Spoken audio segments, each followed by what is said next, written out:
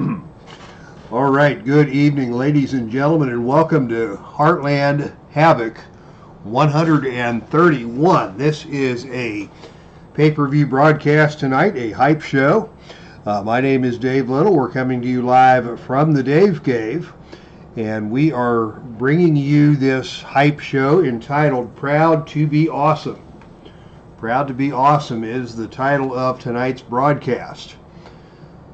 Thanks to the music of Mia Mara, and the frontman for Mia Mara, of course, the one and only Jack Durakis, aka Gavin Loudspeaker, aka Loud and Noxious, from his ring announcing days. It's great to see so many folks in the chat room. Neely Bob, Frank Wainscott, Derek Bauman, getting things kicked off here tonight from the Dave Cave on the Epic Sports Broadcasting Network, and we are going to have to keep it low key tonight. I have been fighting a cold all week and coughing all week and hoarse as all get out, so there won't be as much yelling and shouting as usual. And Jim Lawrence is here with us tonight as well.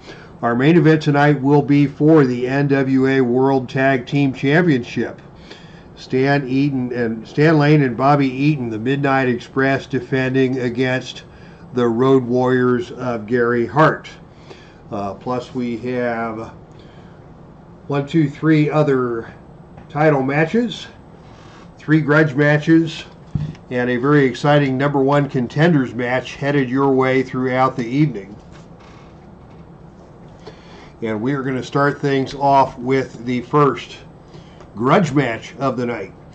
Tonight's broadcast brought to you by the combined efforts of Patriot Championship Wrestling and Heartland Ladies Wrestling.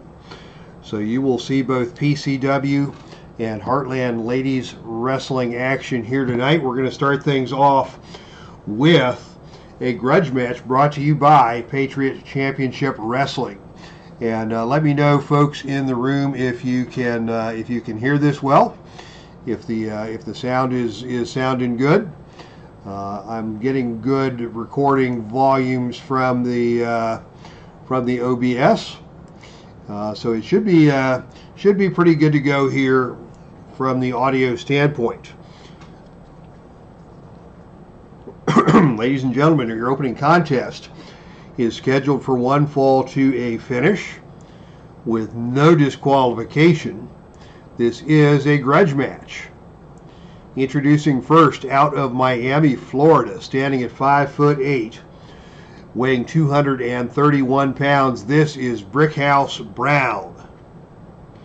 And his opponent comes from Melbourne, Australia, standing at 5'7", weighing 214 pounds, the superstar Bill Dundee. Brickhouse Brown recently making his Heartland debut in tag team action, partnered up with Iceman King Parsons, taking on Steve Kern and Bill Dundee. And it was Brickhouse Brown who took the TV cable at ringside, wrapped it around the neck of Steve Kern, and pretty much choked him out. And Bill Dundee has vowed revenge for those actions. So here we are, Brickhouse Brown making a very auspicious debut earlier this month in Washington, D.C.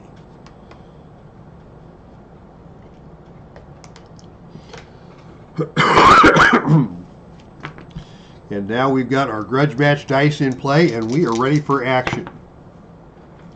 And it is Brickhouse Brown who gets the opening initiative roll. And he comes up with a lockup into a snapmare. Good technical move there by Brickhouse, taking Dundee down to the canvas. Brickhouse follows that up with a shuffle into a big elbow smash right on the top of the noggin. Bill Dundee firing right back with a slap and a wiggle and a Fargo strut and a little bit of showboating there. Brickhouse Brown not very happy about that. JVG31 is here. Good to see you as well. As Brickhouse Brown comes back, and another slap from Bill Dundee, and Brickhouse Brown not happy at all about that. as Dundee attempts a running leg drop and nails that, but both men getting quickly back up to their feet. And as they come together again, it is another big elbow smash delivered by Brickhouse Brown to stun the superstar. Brickhouse Brown now with a shoulder tackle, taking Dundee down to the canvas, but Dundee first to his feet, and it is Dundee with a jumping knee smash right upside of the head of Brickhouse Brown. Brown is down, Dundee going for the cover, and Brickhouse able to kick out. Superstar Bill Dundee taking control here early, and now he is going to go with a rope walk axe handle. But Brickhouse just pulls him right off the ropes, and it is Brickhouse instead with another big elbow smash that puts Dundee down.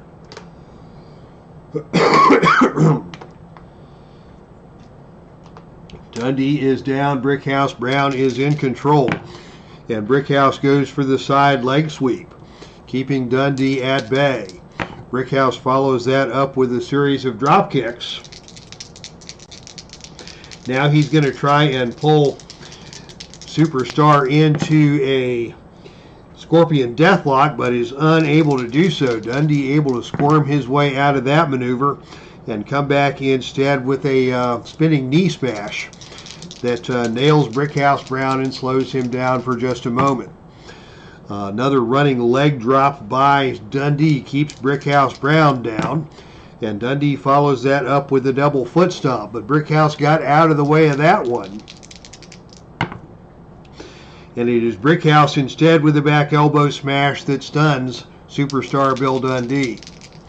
Brickhouse now in control with another shoulder tackle, taking Dundee back down to the canvas. Follows that with a flurry of punches, and oh, he got all of that one and put Dundee on his backside. Brickhouse now going for the flying body press. He's going to go for the cover, and Dundee able to kick out. So we're seeing a lot of in-ring action here, not a lot of fireworks yet between these two. And now Brickhouse Brown is going to toss Bill Dundee out of the ring and down to the arena floor, and here we go. And it is Dundee who's going to win the brawl on the arena floor and slam Brickhouse Brown onto the announcer's table. Brickhouse Brown got the worst of that one. And now it is Dundee with a flying fist drop, and Brown rolls out of the ring once again. Here we go again. Brickhouse Brown on the arena floor, and on a roll of 9, Dundee is going to win the brawl again and slam the head of Brickhouse Brown into the ring apron. So Brickhouse Brown taking some punishment here in Baltimore. Yes, indeed, we're in the Baltimore arena, I believe. I'm gonna have to check that.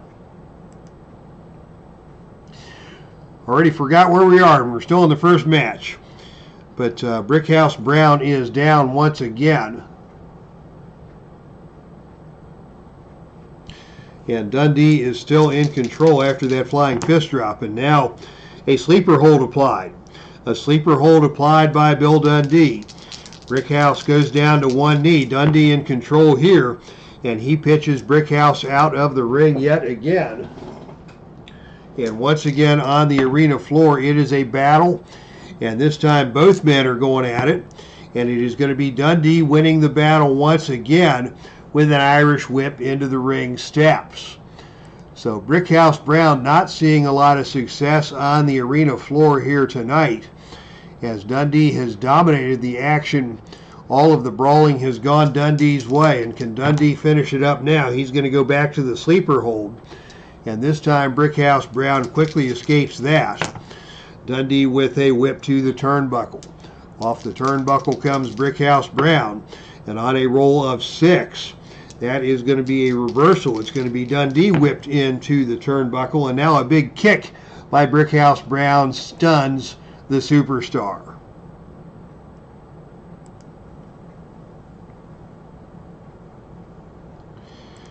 Superstar Bill Dundee has been stunned. Brickhouse Brown is now in control, and he is going to go for another whip to the turnbuckle. And as Dundee comes off the turnbuckle this time, it's another big kick by Brickhouse Brown, a low drop kick that takes Dundee back down to the canvas. And another big series of drop kicks delivered by Brickhouse Brown. He rolls Dundee over into that Scorpion Deathlock. And Dundee is down. Brickhouse now looking for a finish. He goes to the swinging neck breaker. Dundee still is down. And Brickhouse Brown now is going to go up for the death jump. And on the death jump, he nails a flying double axe handle off of the top turnbuckle. Dundee still down. And now a big boot to the gut by Brickhouse Brown. Dundee back up to his feet with a double foot stomp in response. But Brickhouse reverses that into another whip to the turnbuckle.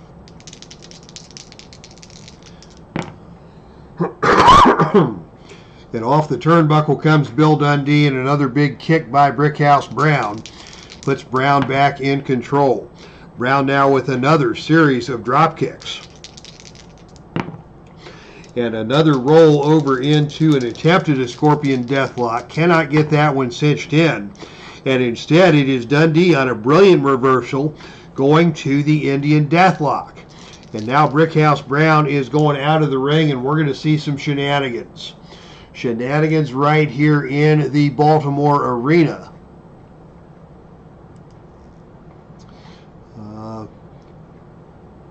Yes, indeed, this is the Baltimore arena. We have confirmation. And in the Baltimore arena, it is going to be shenanigans brought to you by Brickhouse Brown. And on the out of the ring again chart, it is going to be a foreign object. A foreign object. The ring steps are going to come into play. Brickhouse Brown has retrieved those ring steps. But it is Dundee who kicks Brickhouse Brown in the gut and slams Brickhouse face down onto the ring steps. And that is going to cost Brickhouse another point of fatigue. Dundee back in control. Dundee going to go for the Superstar Bomb. This is a +1 finisher. The pin roll here is 6 or lower, and on a roll of 11, Brickhouse kicks out. But Brickhouse was busted open by those ring steps. And Dundee now firmly in control of this match, as he's going to go up for a death jump. Dundee coming off the top rope, and on a roll of 7, he nails a missile dropkick off of the top rope. Brickhouse Brown is down. Dundee going back to the flying fist drop. Brickhouse staggering to his feet. Dundee stays on him. Another jumping knee drop. Brickhouse will not stay down. He is struggling back up to his feet. Here's a whip to the ropes. Off the ropes comes Brickhouse Brown. Dundee drops down. Brickhouse coming back off the other way, and it is a big back body drop delivered by Bill Dundee that takes Brickhouse back down to the canvas. Dundee back in control, goes back to that jumping knee drop, right to the injured forehead of Brickhouse Brown. Dundee in control with that rope walk axe handle, and he's going to follow that up with another double foot stomp, and Brickhouse Brown rolled out of the way. Brickhouse Brown now back on the offense. Whip to the turnbuckle. And off the turnbuckle, it is both men coming off with the big specialty moves. Bill Dundee with the better turnbuckle rating will take over on level 3 offense. And he is going to go back up for another death jump. Dundee going up top and scores with another big flying double axe handle off of the top turnbuckle. Brickhouse Brown is down. Dundee goes back to the sleeper hold. Brown is now nearly out cold on the canvas. What's Dundee going to do? He's going to go back up for another death jump. And this time he gets shoved off the top rope. Ladies and gentlemen, Brickhouse Brown has been joined at ringside by his partner Iceman King Parsons. And Parsons has just shoved Dundee off of the top rope. And now it is a boot to the gut delivered by Brickhouse. Dundee fires back with an attempt at a scoop slam. He can't get him up. As Brickhouse Brown takes over again. Another whip to the turnbuckle. And this time it is a reversal as Dundee ducks out of the way. Brickhouse Brown charges into the corner, hits the ring post hard, and tumbles out of the ring and down to the arena floor. On the arena floor, Dundee again with a big suplex onto the arena floor. But before he can get back into the ring, it is Iceman King Parsons attacking Bill Dundee on the arena floor. It's gut check time, and it is going to be Dundee getting a whooping by Iceman King Parsons on the arena floor. That's going to cost him a point of fatigue. Brickhouse Brown now with another boot to the gut. Dundee is helpless. Steve Kern is no help. He is still on the shelf with that neck injury. Here's another whip to the turnbuckle by Brickhouse Brown.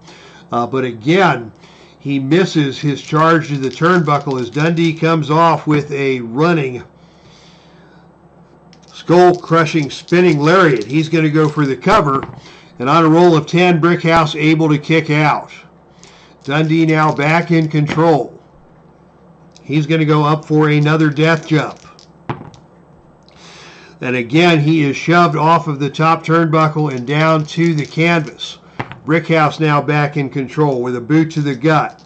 Dundee fires back with an attempt at a scoop slam. Cannot get him up. And it is Brickhouse with a punch after punch after punch.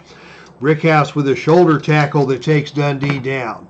Brickhouse now with another big series of drop kicks. And he has got him down. And he is hurt. Dundee trying to get back to his feet. Brickhouse is on him with another flurry of drop kicks. And another attempt at a Scorpion Deathlock. He's got him down. Dundee crawling to the ropes. Another big boot by Brickhouse Brown. He's putting the boots to him on the floor. A punching flurry by Bill Dundee, absorbing the punishment. Here comes another series of drop kicks from Brickhouse Brown. He got all of those. And Dundee is down. Brickhouse Brown now taking action out of the ring yet again. And this time Dundee again is going to win the brawl on the arena floor and slam the head of Brickhouse Brown into the ring post. Brickhouse Brown in all kinds of trouble here. Flying fist drop by Dundee. Brickhouse is wounded. Here's the Indian Deathlock once again. Will Brickhouse give it up? He does. And superstar Bill Dundee with a sensational win over Brickhouse Brown with the Indian Deathlock after a brutal match. Even the interference of Iceman King Parsons could not help. And now Parsons and Dundee are going at it on the arena floor. And it is going to be Parsons who puts a whooping on superstar Bill Dundee. And now it is Parsons who does a DDT on the concrete floor to Bill Dundee. Bill Dundee is out cold and may be injured. We may have an injury to Bill Dundee here. It may be a minor injury of some sort as of the post-match attack by Iceman King Parsons. And now it is superstar Bill Dundee who has suffered the minor injury at the hands of Iceman King Parsons. So this feud will continue with Dundee and Parsons now at odds with one another. All right, very interesting first match. We had some new entries and some new happenings in the chat room. Derek Bauman also suffering a cold. Drinking some ginger lemon tea. Good for you. And yeah, JVG is here. Crazy Cruz is here. Hey, Dave and all. Frank Wainscott. On January 4th, the AWF comes from the Kiel Auditorium in St. Louis. I will have to make a note of that. AWF, January 4, St. Louis. And that is going to be Harley Race defending the NWA World title against Luthez. And the announcement from Velvet that DDP is the new Universal Champion. Miho Burns is here. Bear805 is here. Thank you, everybody, for checking out tonight's show.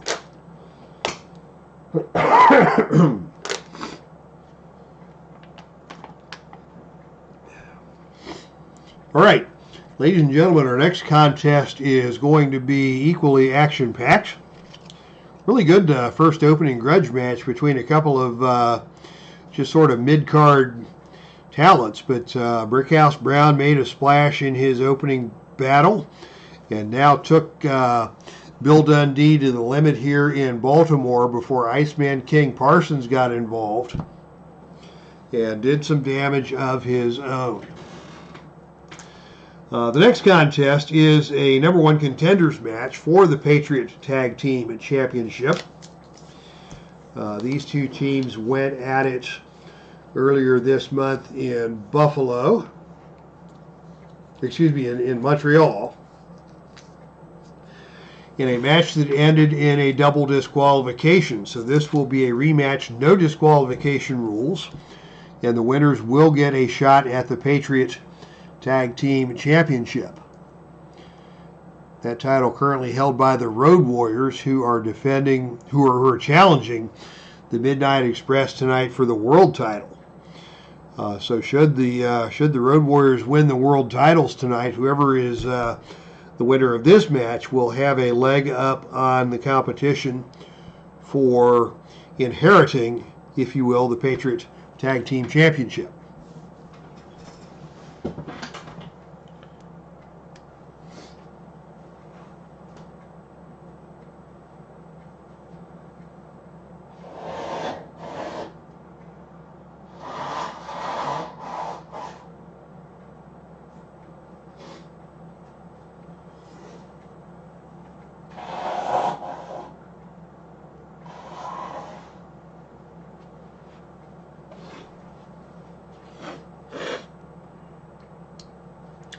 All right, ladies and gentlemen, the following contest is scheduled for one fall with a 45-minute time limit. No disqualification in this one.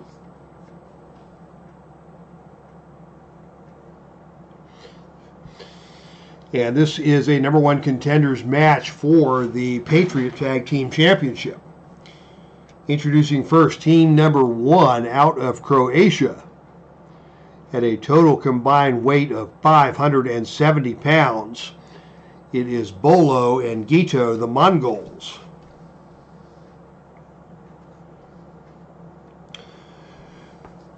And their opponents from Memphis, Tennessee, at a total combined weight of 450 pounds. Collectively known as the Rock and Roll Express, this is Robert Gibson and Ricky Morton. All right, so obviously the fans here in Baltimore are all in for the Rock and Roll Express against these big ugly mugs known as the Mongols. This is a #1 contenders match. We'll use our standard dice for this one.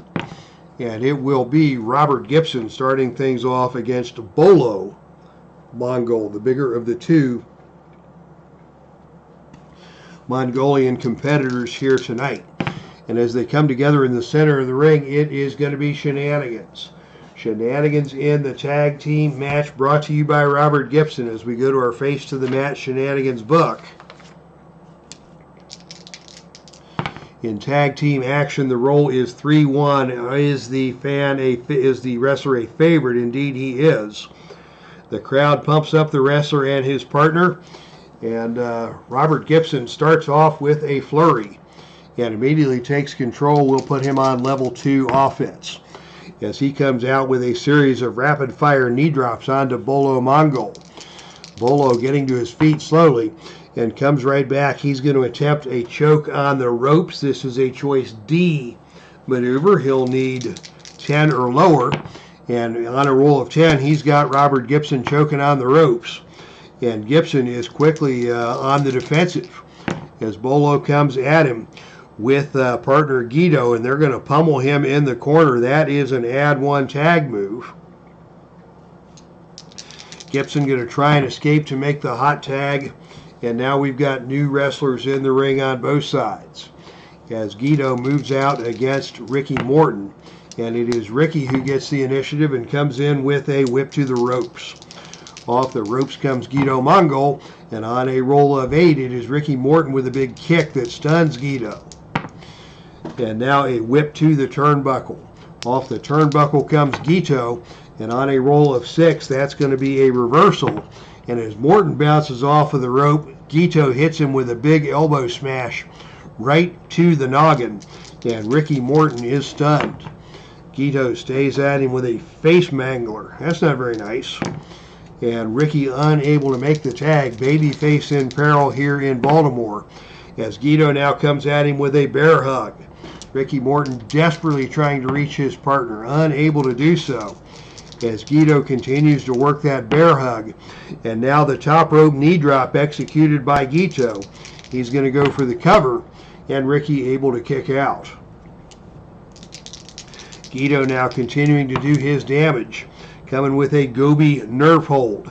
That sounds very unpleasant, but Morton is going to work his way back up to his feet. And it is Morton now firing back with the drop kick. And Morton now going to a quick cover and unable to get the pinfall. But Guito takes a point of fatigue. Morton now comes at him. It's the double drop kick. Both men in the ring. This is a +3 finisher. Can Bolo make the save? Yes, he can. So just like that, the double drop kicks by the Rock and Roll Express have the fans here on fire, as Robert now is the legal man in the ring and Guito is in trouble. Robert now with a big enziguri, catching Guito. Guito finally getting to his feet. Robert stays on him with a spinning toe hold. He's going to try for the submission here on a roll of 5 or lower, unable to get the submission. But now Bolo is going to come into the ring and attempt to rescue his partner and turn the momentum in the favor of his team, and he's going to be successful in doing so on a roll of 4.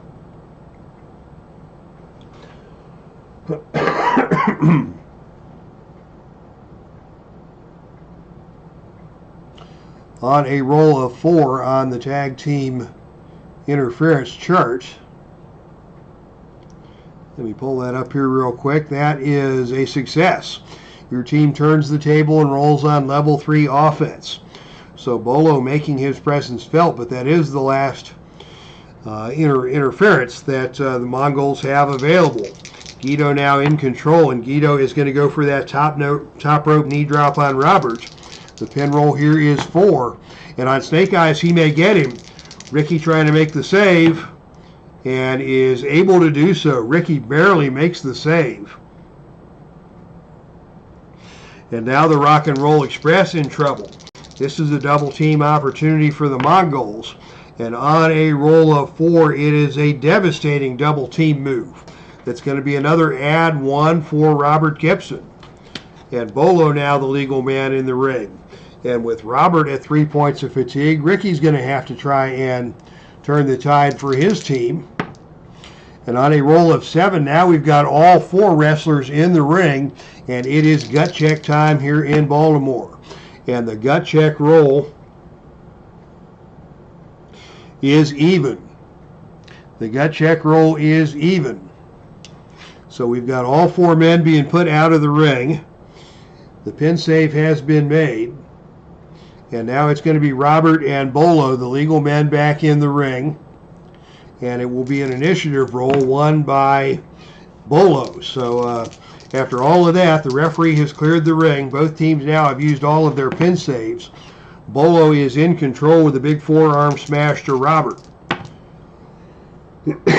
Robert fires right back with a hip toss, taking Bolo over and down. Bolo tags in partner Guito. And Guito now is on level 1 offense with a chin lock and a punch that stuns Robert. And now he's got Robert in the bear hug, and Robert's going to try and roll out of the ring and down to the arena floor. But on a roll of 9, that favors Guito, who drops Robert throat first across the security railing. Robert in all kinds of trouble here as Guito is back in control. Guito with a spin under takedown, and Robert's going to roll out of the ring yet again. We'll not see any shenanigans out of the Rock and Rolls. They don't want to play that game. But on a roll of 3, it is Robert who grabs the leg of Guito and backdrops Guito onto the announcer's table. So Guito now in trouble. Robert in control as they hit the ring. Robert is going to roll up on Guito and hit a big haymaker. Guito going to try and make the tag. He is unable to do so. But Robert does tag in Ricky the Fresh Man in the ring on the hot tag. And Ricky Morton now is in control. He's going to go for an atomic drop. This is a choice F maneuver. He'll need 8 or lower to hit that. And on a roll of 9, Guido powers out of the attempted atomic drop. And it is Guido with a big knee to the gut of Ricky Morton. And he's going to tag Bolo back into the ring. Fresh men in the ring for both teams now. Bolo Mongol on the offense with a waistlock takedown. Ricky Morton escapes that. And Morton comes back instead with a series of wild punches. Bolo fires right back. Bolo with a waistlock takedown again. And this time Ricky is down and unable to make the tag as Bolo maintains control with a running kick to the chest. Morton staggering over to his partner, still unable to make the tag, as Bolo now takes control with a headlock and a thumb jab. That didn't look very nice, but this is a no disqualification match. And now a face lock attempted by Bolo, and Ricky goes between the legs of Bolo to escape that, and comes back instead with a spinning leg lariat that stuns Bolo. Bolo tags in partner Guido. Guido now moving out against Ricky Morton. Guido comes in with a hammerlock. Morton quickly reverses his way out of that into a full arm drag and twist, taking Guido down to one knee. Morton now with a fist drop to the shoulder of Guido, followed up with a whip to the turnbuckle. Here comes Guido off the turnbuckle, and on a roll of 7, it is a big kick, a low drop kick by Ricky Morton that stuns Guido. Morton comes at him again, another whip to the turnbuckle. But this time it is a running clothesline attempted by Ricky Morton. Guido ducks out of the way of that. Morton slams into the corner. Guido rolls him up. The pin roll here is 3, and on a roll of 3, he got him. Wow. How about that? A surprise pinfall in the corner as Ricky Morton tastes the turnbuckle and goes down to defeat. Just like that, Ricky Morton collides with the turnbuckle, and Guido rolls him up for the 3 count. So congratulations to the Mongols, Bolo and Guido. Now your number 1 contenders. They'll either have possibly a shot at the Road Warriors if the Road Warriors are unable to capture the World Tag Team titles tonight, or the team will have the first shot at getting back into the titles if they are vacated.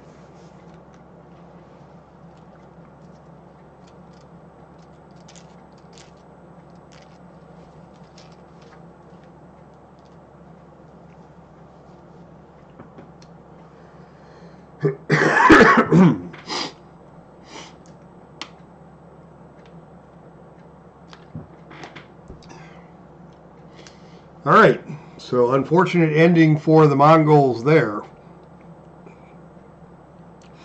And ladies and gentlemen, our next contest is not going to be for the faint of heart. This is a stretcher match featuring 2 women from Heartland Ladies Wrestling who have a long and animated history against one another. They were former tag team partners. Their alliance broke apart, and some of the worst feuds ever happen when alliances fall through. And these 2 have battled each other. They battled each other again most recently in the Filsinger Cup tournament, and they still found that they could not stand the sight of one another, and they have agreed to a stretcher match here tonight in Baltimore. So we'll get the grudge match going here, the grudge match dice. Ladies and gentlemen, the following contest is a stretcher match. The match can only end when one of the competitors is taken out of the arena on a stretcher.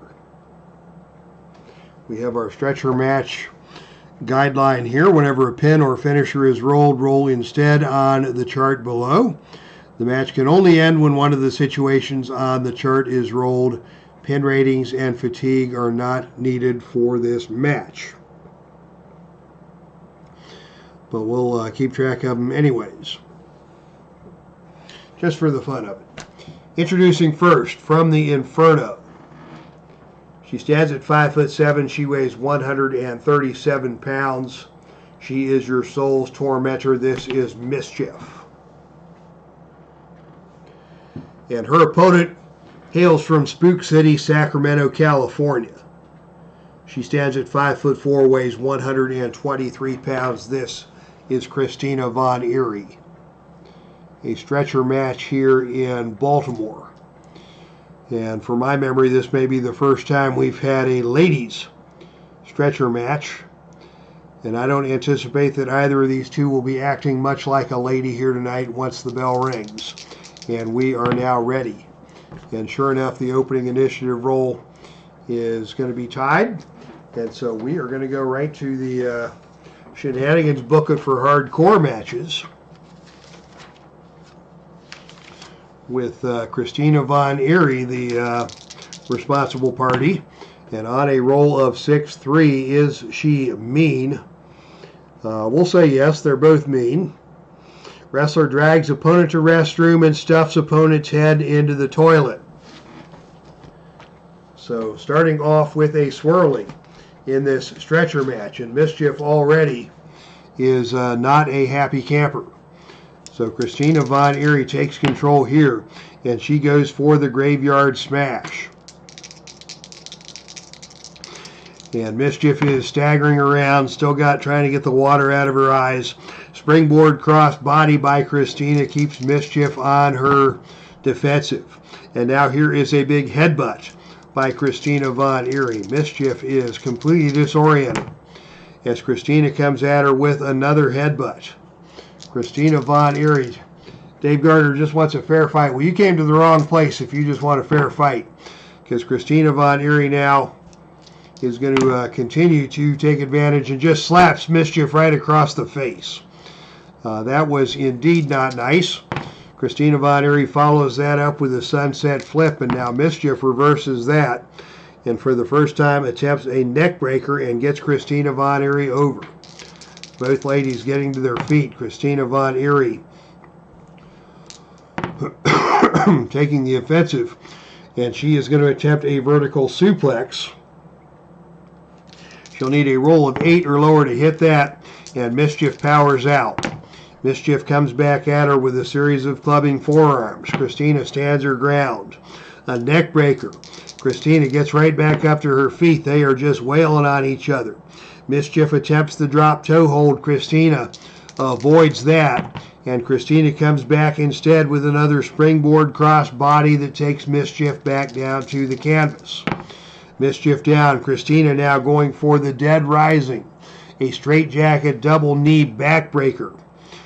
Variation on a lung blower, and that is going to send MSCHIF out of the ring and down to the arena floor. And on the arena floor, it's going to be MSCHIF winning the brawl with a suplex onto the arena floor. Is that going to be enough to get CHRISTINA onto the stretcher? On a roll of 9, you pummel the opponent outside the ring and deliver a crushing slam on the floor. MSCHIF attempts to put CHRISTINA onto the stretcher, but CHRISTINA is not done yet, and the match will continue. MSCHIF now on the offensive, goes to the code green, and CHRISTINA von EERIE takes that thump and gets back up, only to eat a big headbutt from MSCHIF. And now CHRISTINA von EERIE is down, and MSCHIF is going to pitch her out of the ring.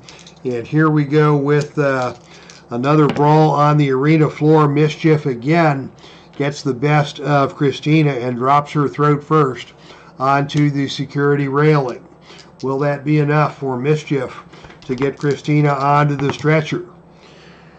MSCHIF attempts to put the opponent on the stretcher, but CHRISTINA blocks her with punches. CHRISTINA punches her way out of that attempt. MSCHIF still in control. Now with the gates of hell number 2, and CHRISTINA slowly trying to stagger away. Clubbing forearms delivered by MSCHIF. MSCHIF stays on the offense with more clubbing forearms. CHRISTINA goes down once again. And MSCHIF now hits the Desecrator. The Desecrator has been hit. MSCHIF going to try again to get her opponent onto the stretcher. And again, CHRISTINA punches her way out of that predicament, and the match will continue. MSCHIF still on the offensive. Now a whip to the turnbuckle. Off the turnbuckle comes CHRISTINA, and MSCHIF hits her with a big kick. MSCHIF maintaining the offense with another Gates of Hell 2. CHRISTINA rolling out of the ring and down to the arena floor. And this time it is CHRISTINA winning the brawl on the arena floor with a backdrop onto the announcer's table. Will that be enough for CHRISTINA to put MSCHIF into the ambulance?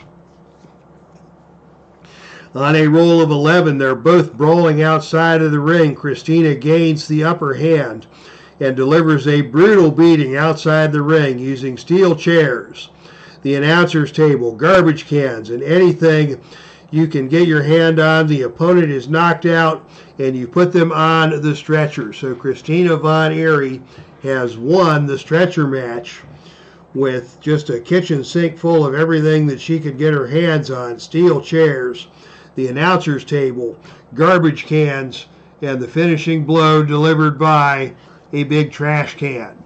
So CHRISTINA Von Eerie grabs a trash can, puts it over the head of MSCHIF, bangs on it a few times with a baseball bat, and as a result of that, CHRISTINA Von Eerie is your winner in tonight's stretcher match. So congratulations to CHRISTINA Von Eerie for not only surviving but winning the stretcher match here tonight in Baltimore.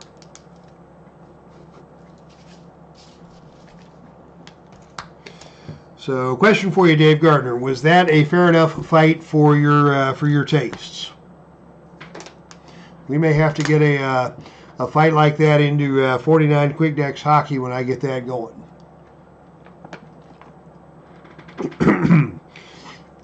Maybe we'll see one of the old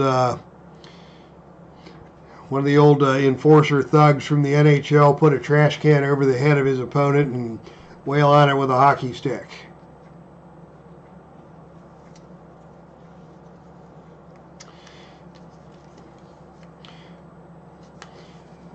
All right, ladies and gentlemen, we have one more grudge match for tonight, and then we'll get into tonight's championship contests.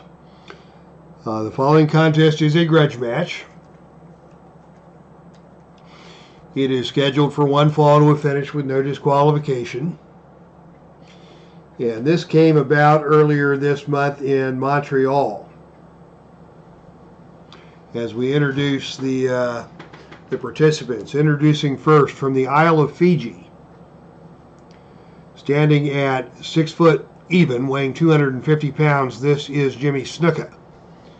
Dave Gardner is going to need to speak to both ladies. Yeah, lay down the law. Dave is the commissioner and often the referee in his hockey association, so he knows how to lay down the law when the law leaves laying down. His opponent comes from Silsbee, Texas. Standing at 6'4", weighing 384 pounds, this is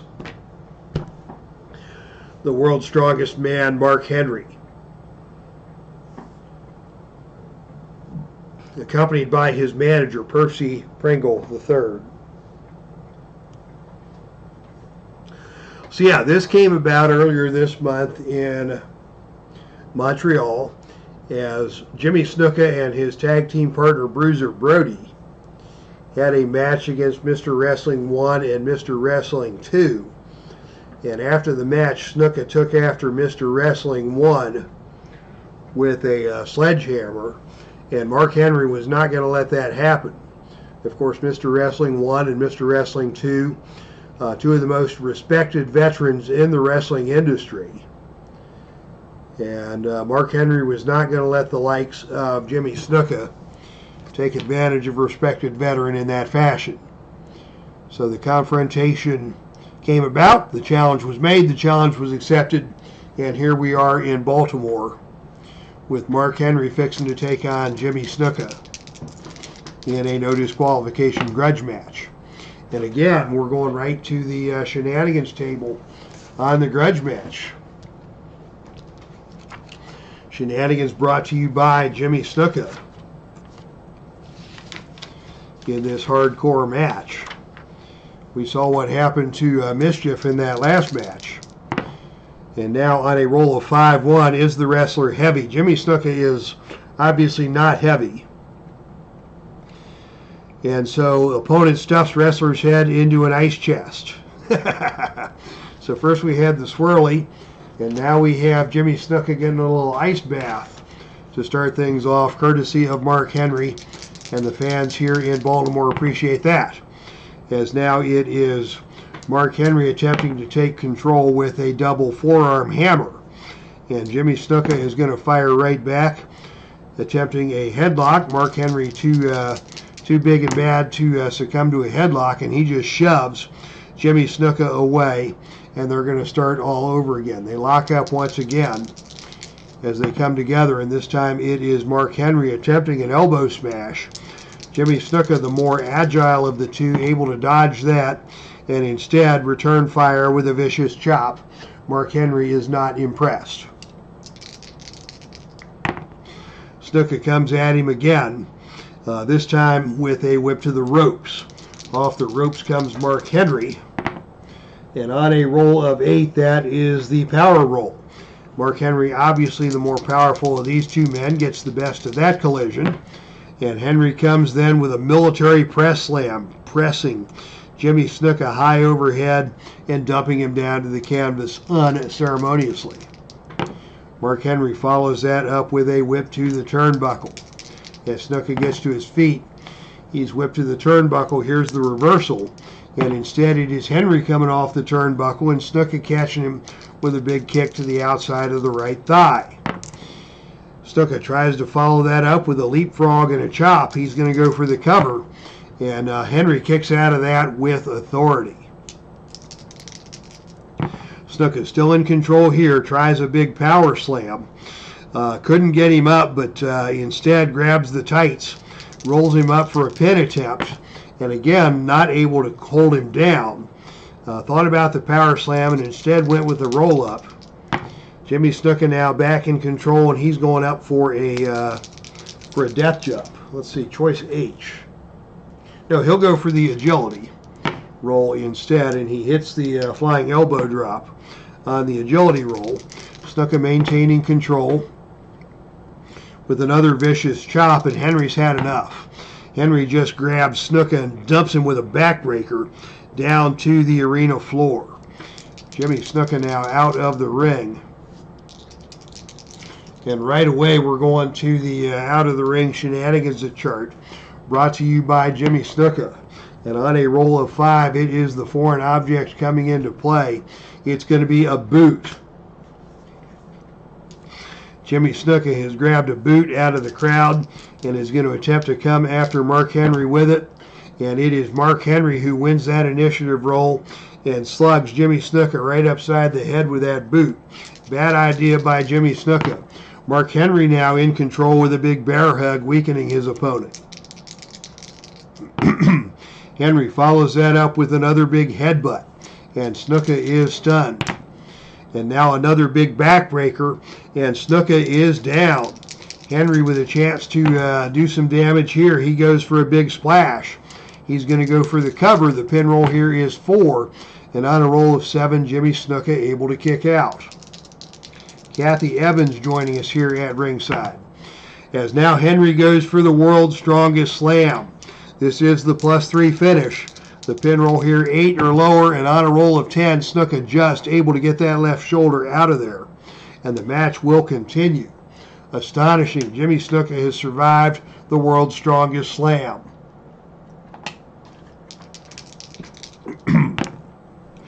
Another big splash by Mark Henry. SNUKA slowly trying to get to his feet as Henry stays on him. A big headbutt delivered by Mark Henry. He is putting all of the punishment on SNUKA. SNUKA finally able to get to his feet, and SNUKA with an attempt at a headlock. Mark Henry is not sure what that's all about, and now it's a whip to the ropes. Off the ropes comes Mark Henry, and on a roll of 9. That is going to favor Jimmy SNUKA as there's a mid-ring collision. SNUKA first to his feet, and SNUKA now is going to pitch Mark Henry out of the ring and down to the arena floor. Will we see shenanigans here? Not this time. We're going to see a plain old-fashioned brawl on the arena floor won by Jimmy SNUKA, and he's just going to hurl Mark Henry into the crowd. I think SNUKA just needs a blow.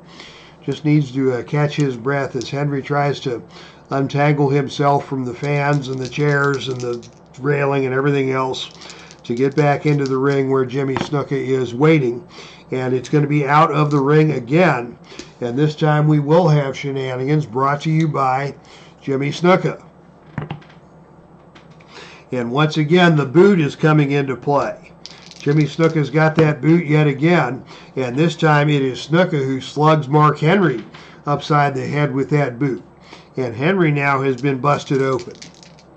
Jimmy SNUKA now is going to go up for the SUPERFLY leap. On a roll of 11 or 12, he'll miss the move. But on a roll of 4, he nails it. The pin roll here is 8 or lower. And now Percy Pringle is going to get involved. And on a roll of 11, he tries to hit the opponent, but accidentally smacks his own wrestler. Now SNUKA is going for the cover. And on a roll of 10, Henry is able to kick out. I don't believe it. Henry got hit by the SUPERFLY leap and by a shot from his own manager and still managed to kick out. SNUKA is beside himself. SNUKA is going to go for that SUPERFLY leap yet again. And now he misses. He misses the SUPERFLY leap that time. And it is Henry in charge. And Henry is going to go for a second rope splash. This is a choice G maneuver. He can either go death jump A or power of 7 or lower. He'll try the power move, and SNUKA gets out of the way of that. SNUKA now back in charge, going to attempt a hip toss into a pile driver type move. Henry is down, and SNUKA is going for another roll up, and Henry kicks out of that and rolls out of the ring and down to the arena floor. On the arena floor yet again, there will not be any shenanigans, and instead it is going to be Jimmy SNUKA with another big pile driver onto the ring steps, and Henry is busted wide open now and losing blood at an alarming rate. Jimmy SNUKA now in control. Now he's going to go for a flying headbutt. Henry is dazed, trying to stagger to his feet. SNUKA stays on him with another big chop. Henry will not go down. SNUKA with a headbutt. Henry's going to fire back. Henry with a double forearm hammer that stuns Jimmy SNUKA. Henry now tries to kick Jimmy SNUKA and misses. SNUKA comes back and tries to catch a headlock. Henry not going to fall prey to that and just slams Jimmy SNUKA back first into the turnbuckle. Henry putting the shoulders into SNUKA in the corner. And now going to attempt a running power slam. He'll need 6 or lower to hit the running power slam. And on a roll of 5, he got him. And Jimmy SNUKA is going to roll out of the ring and down to the arena floor. And on the arena floor this time it is Henry going to a foreign object, the video monitor. Henry has just smacked Jimmy SNUKA with the video monitor. And now Henry is going to go choke down Jimmy SNUKA on the arena floor. They roll back into the ring. SNUKA with a kick to the stomach. SNUKA with another attempt at a pile driver. Henry leaves the ring again.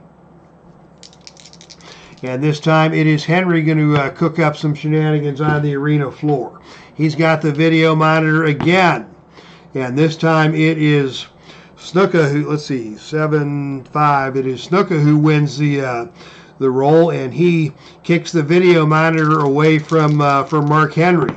SNUKA now is going to take the battle to the arena floor. SNUKA with a ram of the back into the ring apron on Mark Henry. Henry in trouble here. Out of the ring we stay.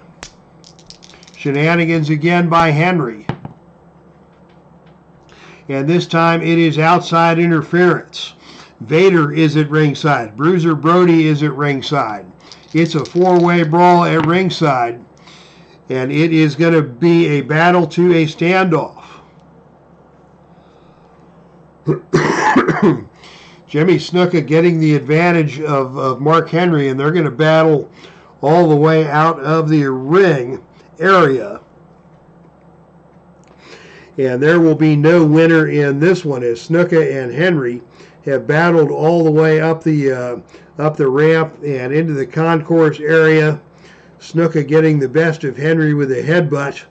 Henry is down, and the referee has given up trying to get a winner out of this match, as we've got Henry and Vader, Snuka and Brody battling all over Baltimore. So no conclusive winner here, as things just got out of control between Jimmy Snuka and Mark Henry. A wild, wild grudge match between those two.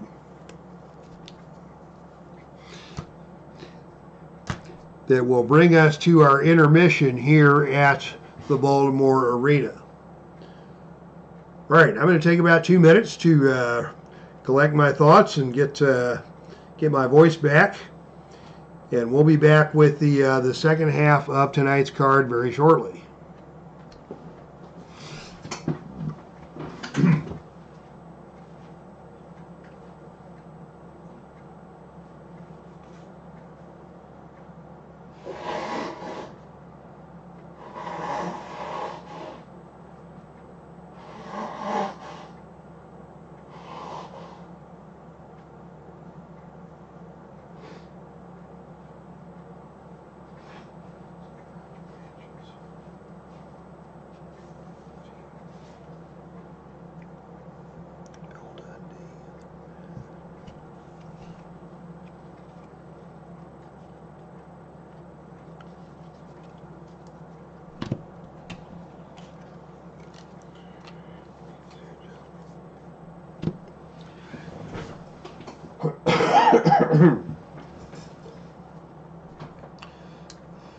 All right, ladies and gentlemen, we are back. Thank you for everybody who has hung out with us tonight. 4 matches down, 4 to go. And we have gotten our grudge match portion of the evening out of the way. And now we are ready for some championship excitement. Following contest is scheduled for one fall with a 60-minute time limit. Disqualification rules will be in effect. This match is for the Heartland Ladies Tag Team Championship.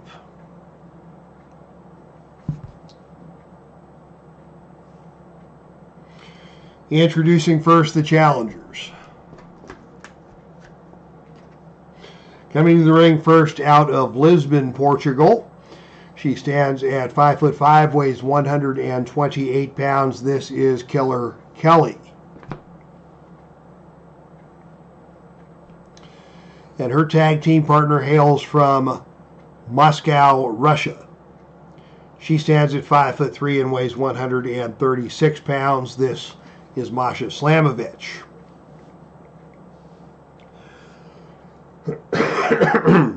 So MASHA SLAMOVICH and Killer Kelly, collectively known as MK Ultra, had a nice run as TNA Impact Knockouts Tag Team Champions. But they are going to have a tough row to hoe tonight as they take on your dominant Heartland Ladies Tag Team Champions. Introducing first out of Clearwater, Florida. She stands at 5'5". She weighs 156 pounds. This is Big Swole. And her tag team partner hails from Brick City, standing at 5'4", weighing 147 pounds. This is TASHA STEELZ. So TASHA STEELZ and Big Swole set to take on the team of MK Ultra. And STEELZ and Swole, the recent winners of the Filsinger Cup Tag Team Ladies Tournament, and the dominant tag team in Heartland Ladies Wrestling for all of 2025. And it will be Big Swole starting things off against MASHA SLAMOVICH, power versus power, to get this match underway with the titles on the line. And it will be Big Swole who takes the opening initiative role and comes right out with an attempt at a jawjacker. This is a choice C maneuver. She'll need 7 or lower to hit that. And on a roll of 9, MASHA powers her way out of that attempt. And it is MASHA instead with a big lariat that takes Big Swole out of the ring and down to the arena floor. And this could work to the advantage of MASHA SLAMOVICH. And sure enough, on a roll of 7, it is MASHA winning the brawl on the arena floor with a big body slam onto the floor. So MASHA SLAMOVICH exerting her power already in this one. And now it is MASHA with the brain soup that stuns Big Swole. MASHA follows that up now with a whip to the turnbuckle. Thought better of that. She's instead going to roll up for a head scissors. And Swole gets to her feet. And both ladies come together in the center of the ring. And both ladies are going to tag in their partners. As Tasha STEELZ and Killer Kelly now hitting the ring for the first time. And it is Tasha going to attempt a code breaker. She will need a roll of 8 or lower to hit that. And on a roll of 9, Killer Kelly escapes the code breaker. So these challengers are not backing down from any of the big moves that the champions have attempted. And Killer Kelly is now going to attempt a trap arm headbutt. She'll need 9 or lower to hit that. And on a roll of 7, she stings Tasha with that big headbutt. And Tasha not able to make the tag. Killer Kelly in control. Killer Kelly with a series of European uppercuts. Tasha still now able to make the tag to Big Swole. And now it is Big Swole against Killer Kelly. And it is Swole coming out with a leg sweep. Killer Kelly quickly back to her feet. And now it is a whip to the turnbuckle. Off the turnbuckle comes Killer Kelly. And on a roll of 8, Swole catches Kelly with a big kick that stuns Kelly. Swole now follows that up with another pump kick. Wow! She got all of that one and just nailed Killer Kelly right smack dab in the center of the sternum. Kelly out of the ring and down to the arena floor. And on a roll of 12, Big Swole just hit a big move on the arena floor, slamming the head of Killer Kelly into the ring apron. We may see a count out here on a roll of 3 or lower. We will not, but Killer Kelly has taken a point of fatigue, and Big Swole has taken control early in this one. Swole now in control, and she is going to go for her finishing maneuver, the Dirty Dancing, a spinning lariat in the center of the ring. MASHA going to try and make the save and is able to do so on that Dirty Dancing finisher. That's going to set up an opportunity for a double team for the champions. And on a roll of 8, it is an awesome double neck breaker delivered by Tasha and Big Swole. Tasha STEELZ now in the ring and in control. And it is Tasha now with a crucifix bomb. Killer Kelly trying to get to her feet. Tasha stays on her. Tasha with a whip to the turnbuckle. Off the turnbuckle comes Killer Kelly. And on a roll of 12, it is an incredible neck-breaking clothesline delivered by Tasha STEELZ that puts Kelly back down onto the canvas. And now Tasha going for the drop. That is her finisher. That is a Michinoku driver. The pin roll here is 6 or lower. And on a roll of 6, MASHA just able to make the save. A roll of 6, always a mandatory pin save attempt. MASHA made the pin save, but the challengers are out of pin saves now, and that is going to play right to the advantage of the champions. It's a double team opportunity for the champions. And on a roll of 3, it's a deadly face first double suplex. Now it is Big Swole going for the cover, the pin roll 6. And on a roll of 9, Kelly just able to kick out, but she is in big trouble here. Big Swole is in the ring trying to finish the deal here with a hanging guillotine, and Killer Kelly is able to finagle her way out of that. And as Swole comes in, Kelly catches her with a European uppercut. Swole is stunned, and Kelly able to make the tag to MASHA SLAMOVICH. Wow. Gosh, the champions almost finished that one. but Killer Kelly escapes. MASHA SLAMOVICH now the legal competitor in the ring with a spinning heel kick. She's going to go for the cover on Big Swole. And Big Swole forced to kick out. MASHA SLAMOVICH now in control. MASHA with a brain soup. Swole slowly getting to her feet. MASHA stays on her with another big headbutt. Swole fires back with an arm wringer. MASHA standing her ground. Comes back and catches Swole in a full Nelson. Full Nelson applied by MASHA. Standing switch attempt by Big Swole. MASHA instead converts that into a blatant chokehold. Swole breaks her way out of the chokehold and tries for a spear and just spears MASHA down to the canvas. Both ladies are down. Both ladies slowly getting to their feet. And now it is MASHA SLAMOVICH first to her feet and attempting a half Nelson suplex, unable to get control there. And Big Swole instead with a whip to the turnbuckle. Off the turnbuckle comes MASHA SLAMOVICH, and on a roll of 7, that's a reversal. Swole pitched into the turnbuckle, and Swole bounces off the turnbuckle, and MASHA nails Big Swole with a neck-breaking, incredible clothesline. MASHA now a chance to do more damage here.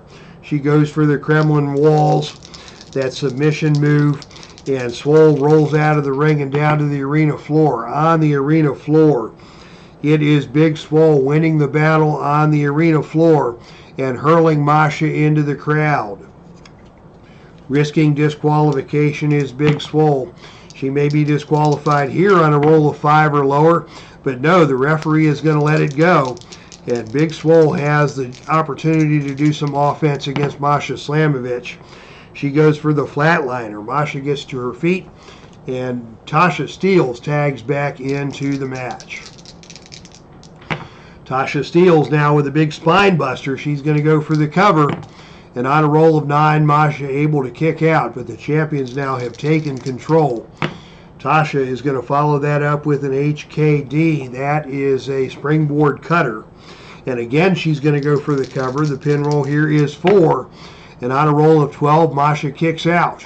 It's a double team opportunity for the champions.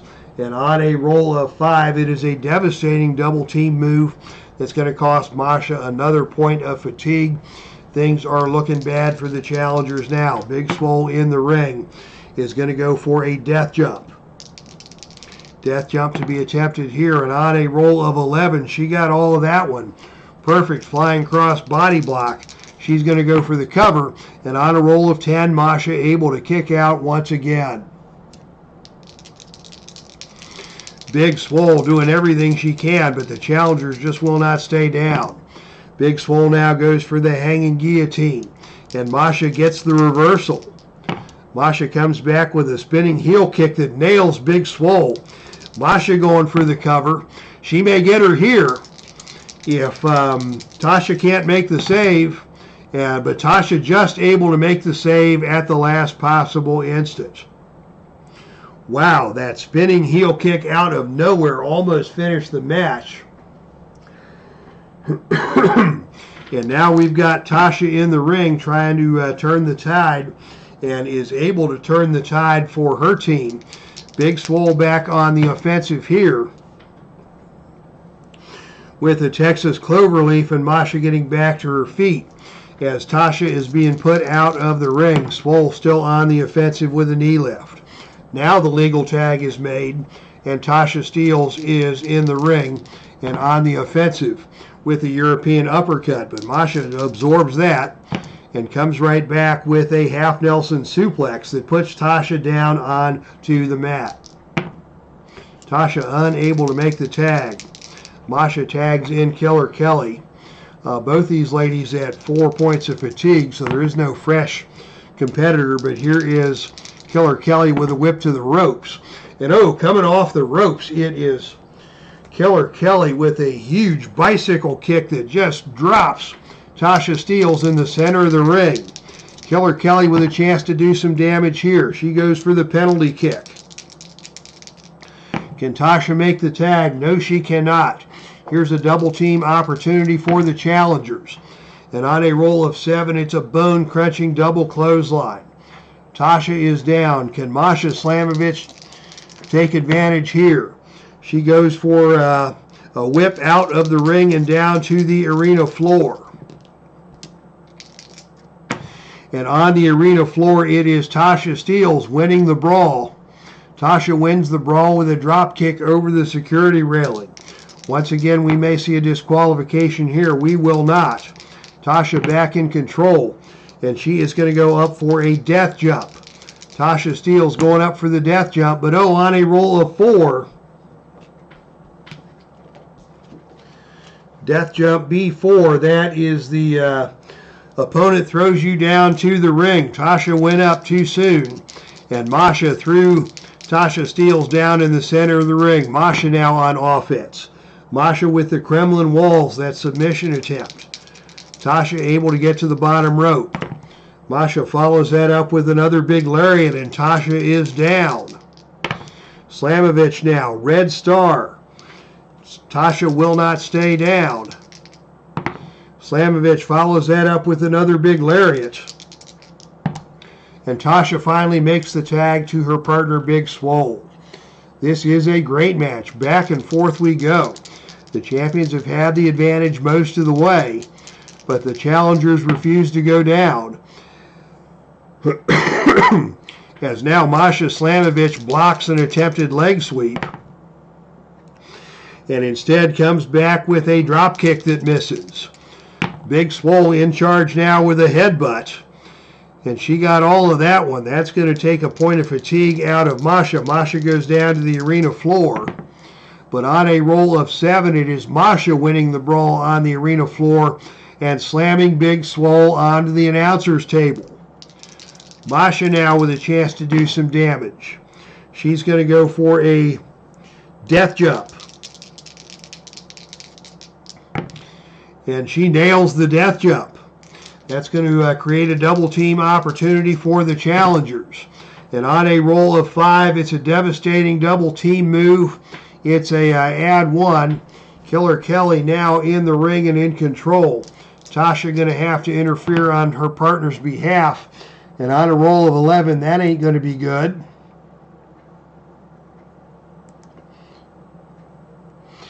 The opponent grabs you and your partner in a double noggin knocker. Meeting of the minds between the champions. That's going to cost each lady a point of fatigue. Killer Kelly pulls the double noggin knocker on SWOLE and STEELZ. Could we see excitement here? Killer Kelly now going for a German suplex. SWOLE staggering to her feet. Killer Kelly stays on her.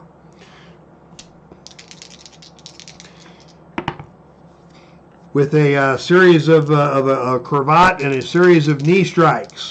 Big SWOLE fires back, tries an arm wringer. Killer Kelly reverses that back into a waistlock takedown, and Big SWOLE is down. SWOLE slowly getting to her feet. Another series of nasty knee smashes to Big SWOLE. Big SWOLE finally makes the tag to TASHA STEELZ. All the pinfalls in this match the pin saves in this match have been exhausted. Boxing jabs by TASHA STEELZ. Killer Kelly standing her ground. Kelly fires back, whip to the turnbuckle.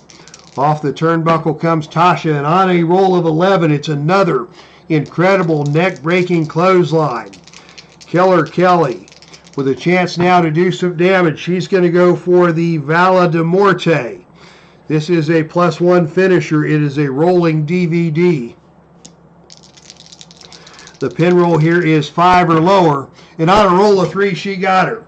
New champions have been crowned in Baltimore after an incredible match. Quite possibly the best ladies tag team match we have ever seen.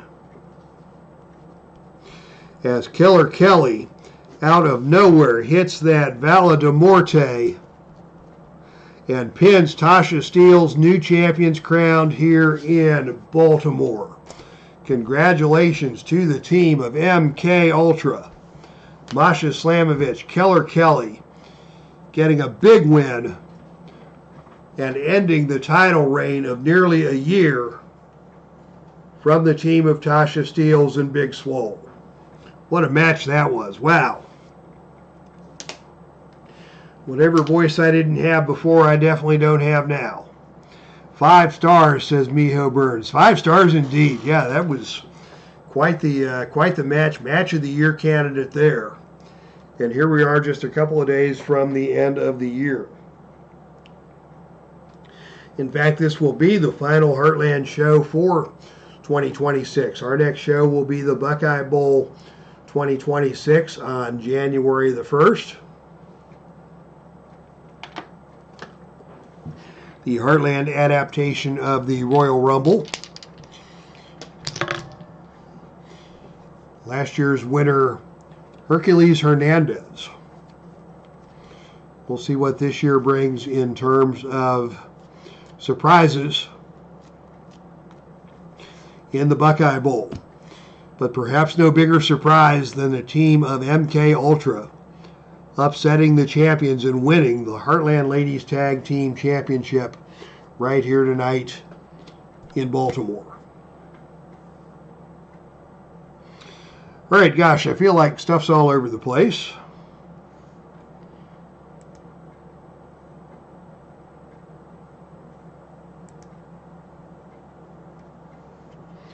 So we'll try to reconnoiter stuff here as we prepare for our next title match of the evening.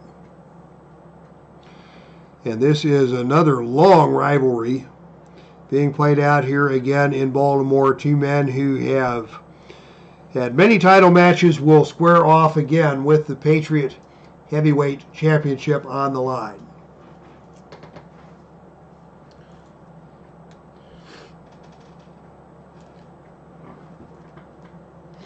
Tony Khan, take notes on Big SWOLE.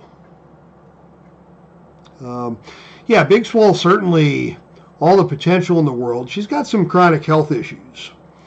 I believe she suffers from Crohn's disease that has limited her ability to perform consistently over time. But certainly all the athletic potential is there. And MASHA SLAMOVICH, just the opposite, all the athletic potential in the world, has undergone some legal issues that have gotten her on the outs with the wrestling universe. But certainly Tasha Steelz, an outstanding performer. Killer Kelly, an outstanding performer. Good match there. But the following contest is scheduled for one fall with no disqualification. A 60-minute time limit. This match is for the Patriot Heavyweight Championship. Introducing first out of Louisville, Kentucky, the challenger. Standing at 5'10", weighing 236 pounds, the Strangler, Ed Lewis. His opponent, your reigning and defending Patriot Heavyweight Champion out of Camden, New Jersey. Standing at 6'1", weighing 227 pounds, this is Buddy Rogers.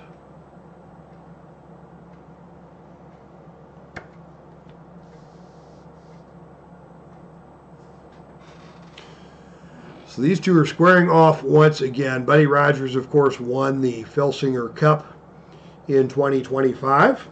Has a world title shot in his pocket, but still has Ed Lewis to deal with. And the last time these two met, Lewis was getting the better of Rogers, and Rogers got himself disqualified to hold on to the title. So tonight it will be no disqualification rules here in Baltimore, as Rogers and Lewis set to do battle with the title on the line. And it will be Buddy Rogers who takes the opening initiative role and starts off with an attempt at a forearm uppercut. That's a power move. Lewis has the power advantage. Rogers, of course, the agility. And Lewis fires back instead with a whip to the ropes. Off the ropes comes Buddy Rogers, and on a roll of 7, that's the drop down. And to go the other way. And on a roll of 7, it's another drop down, go the other way. And on a roll of 9, it is a running back elbow delivered by Lewis that stuns Buddy Rogers. Lewis now follows that up with the double wrist lock. And he cannot score a submission there, but he does add a point of fatigue.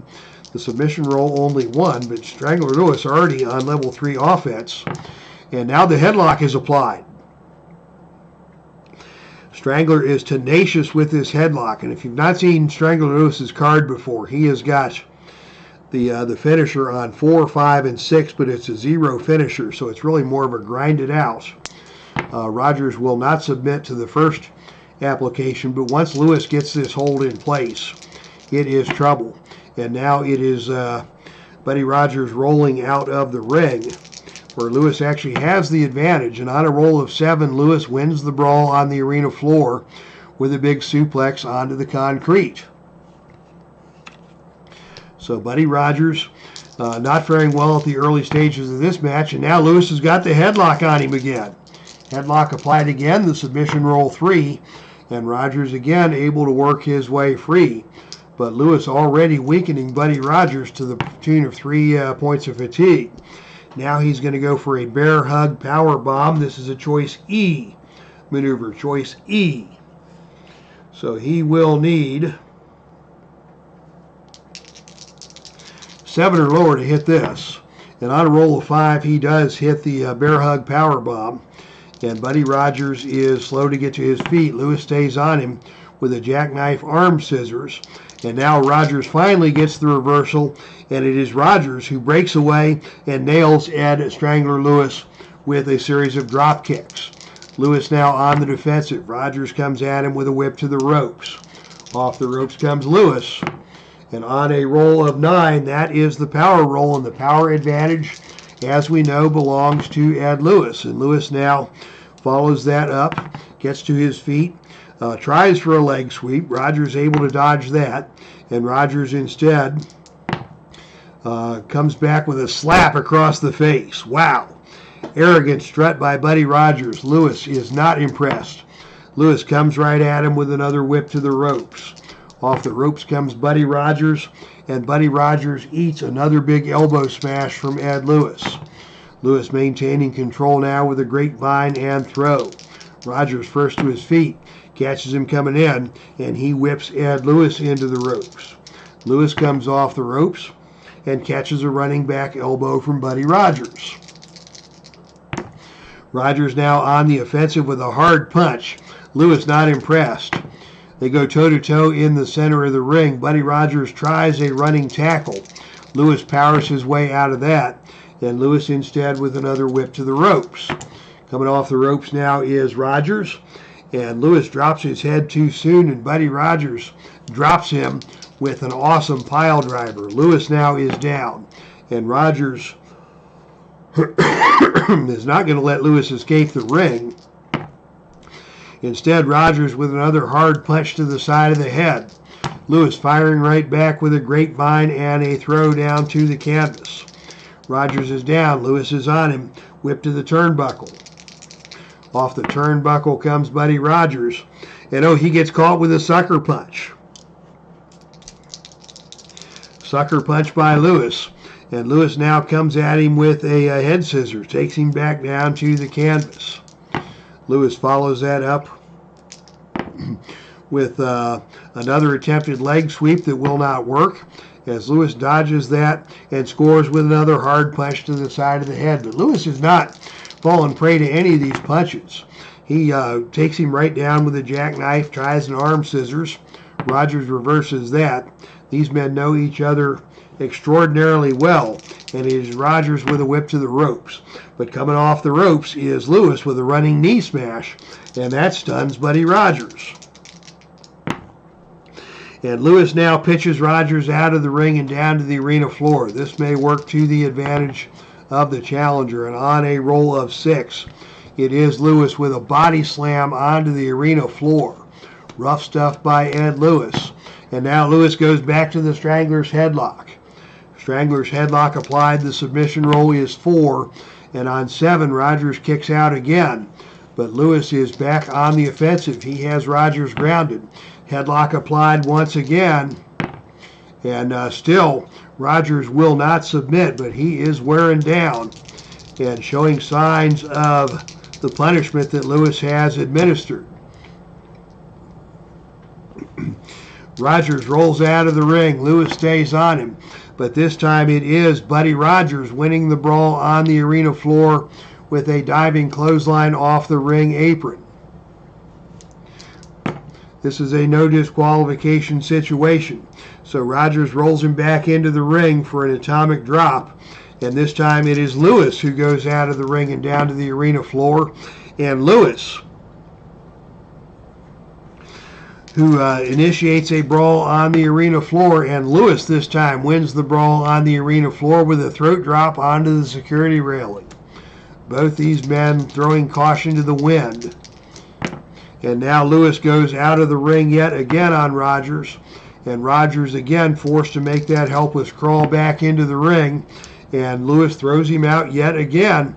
And now we are going to see some shenanigans on the arena floor, brought to you by Buddy Rogers.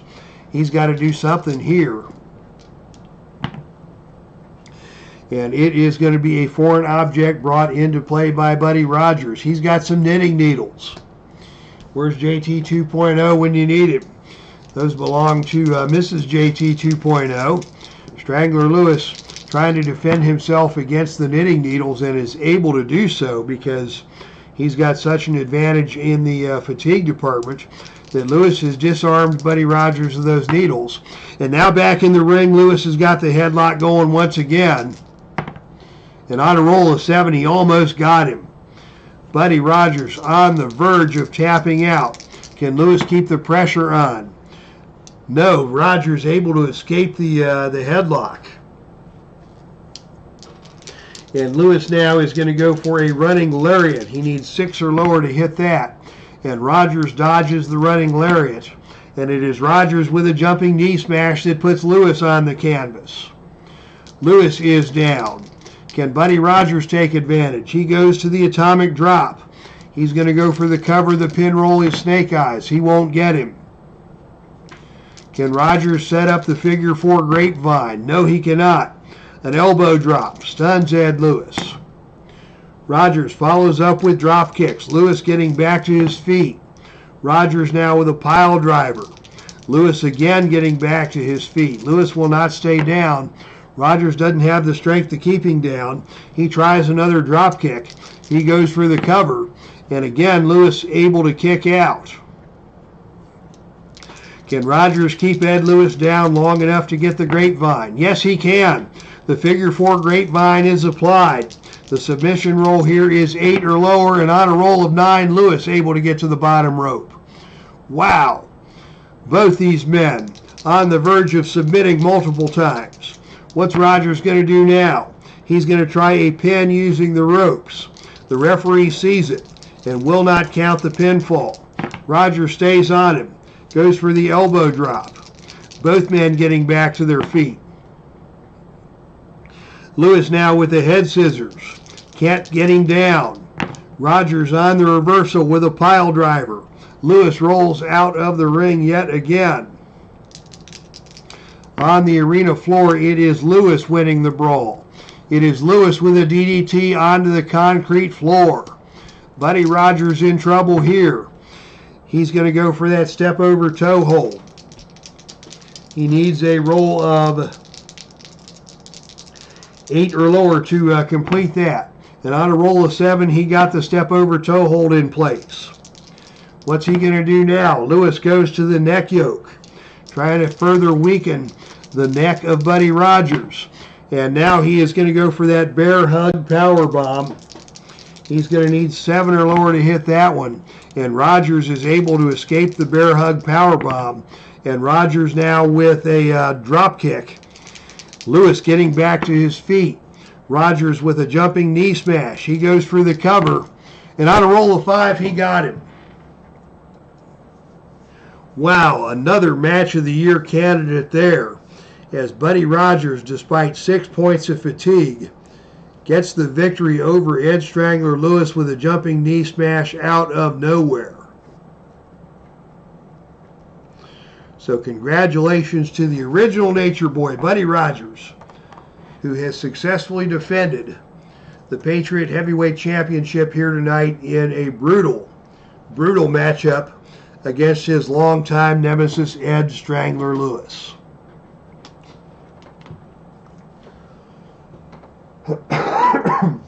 Okay, 2 matches to go, and I think I'm going to make it. I think.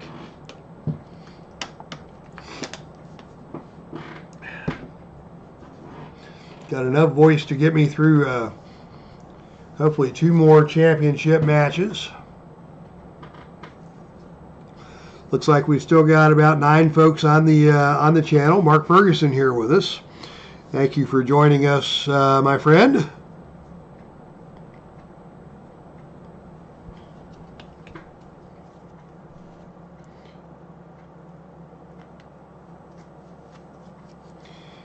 As we saw just about everything you could expect from Ed Lewis and Buddy Rogers here on the final hype show and the final Heartland wrestling event of 2025.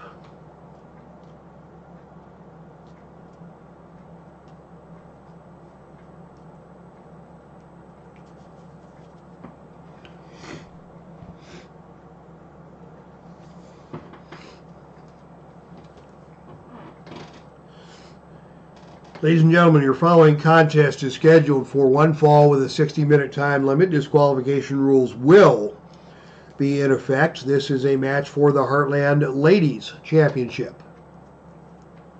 Introducing first the challenger. Out of Ottawa, Ontario, Canada. She stands at 5'3" and weighs 122 pounds. This is Portia Perez.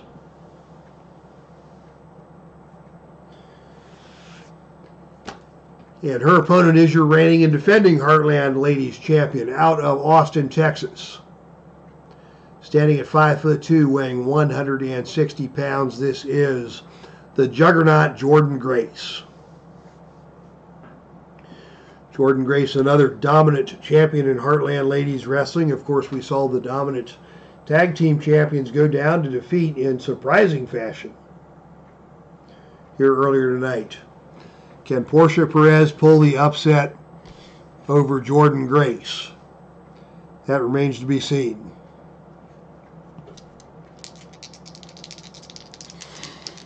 Champion and challenger come together in the center of the ring, and it will be Jordynne Grace winning the initiative role and coming out with an attempt at a Vader bomb, but that is an agility move, and Portia Perez has the agility advantage in this one. So Portia sidesteps that and comes back instead with a whip to the ropes. Off the ropes comes Jordynne Grace, and on a roll of 3. That is Portia setting her head a beat too soon. Jordynne grabs her and slams her to the mat hard in an awesome pile driver. Jordynne Grace goes right to the Argentine power bomb. She's going to go for the cover. The pin roll here is 3, and Portia able to kick out. Jordynne Grace quickly taking control of this one with a muscle buster. Portia trying to get back to her feet. Jordynne stays on her with a big bear hug. Portia ain't going nowhere, as Jordynne now is going to go for the Ganyasuke clutch. This is a choice E maneuver. So she will need a roll of 7 or lower to complete that. She gets the job done, and Portia is down. Barely able to escape that pinning predicament. Jordynne now has got the chance to do some damage here as she pitches Portia out of the ring and is going to try a suicide dive. She'll hit this on a roll of 1 to 3, and she missed it. She missed the suicide dive, and Portia Perez now has the chance to take over. And Portia is going to go up for a death jump. Death jump attempt coming up here, and on a roll of 7, Portia nails a flying elbow smash off of the top turnbuckle. Portia now trying to get the fast break offense going. She is going up for another death jump, but this time Jordynne caught her. Jordynne caught her right in midair and dumps Portia Perez down to the canvas. Jordynne back in control. Another Argentine power bomb. Portia up to one knee. Jordynne's on her with another bear hug. Just using her power to wear down the smaller challenger. Continues to work that bear hug until Portia finally gets to her feet and just claps the ears of Jordynne Grace to escape. And now a hammerlock taken by Portia Perez. Portia with a hammerlock continues to work that hammerlock. What's she going to do now? She is going to fire a series of punches into the midsection of Jordynne Grace, and Portia is going to follow that up with a whip to the ropes. Off the ropes comes Jordynne Grace, and on a roll of 12, it is a flying leg lariat by Portia that nails Jordynne Grace. Jordynne is down. Portia with a chance to go up for another death jump here. But again, Jordynne caught her right out of midair.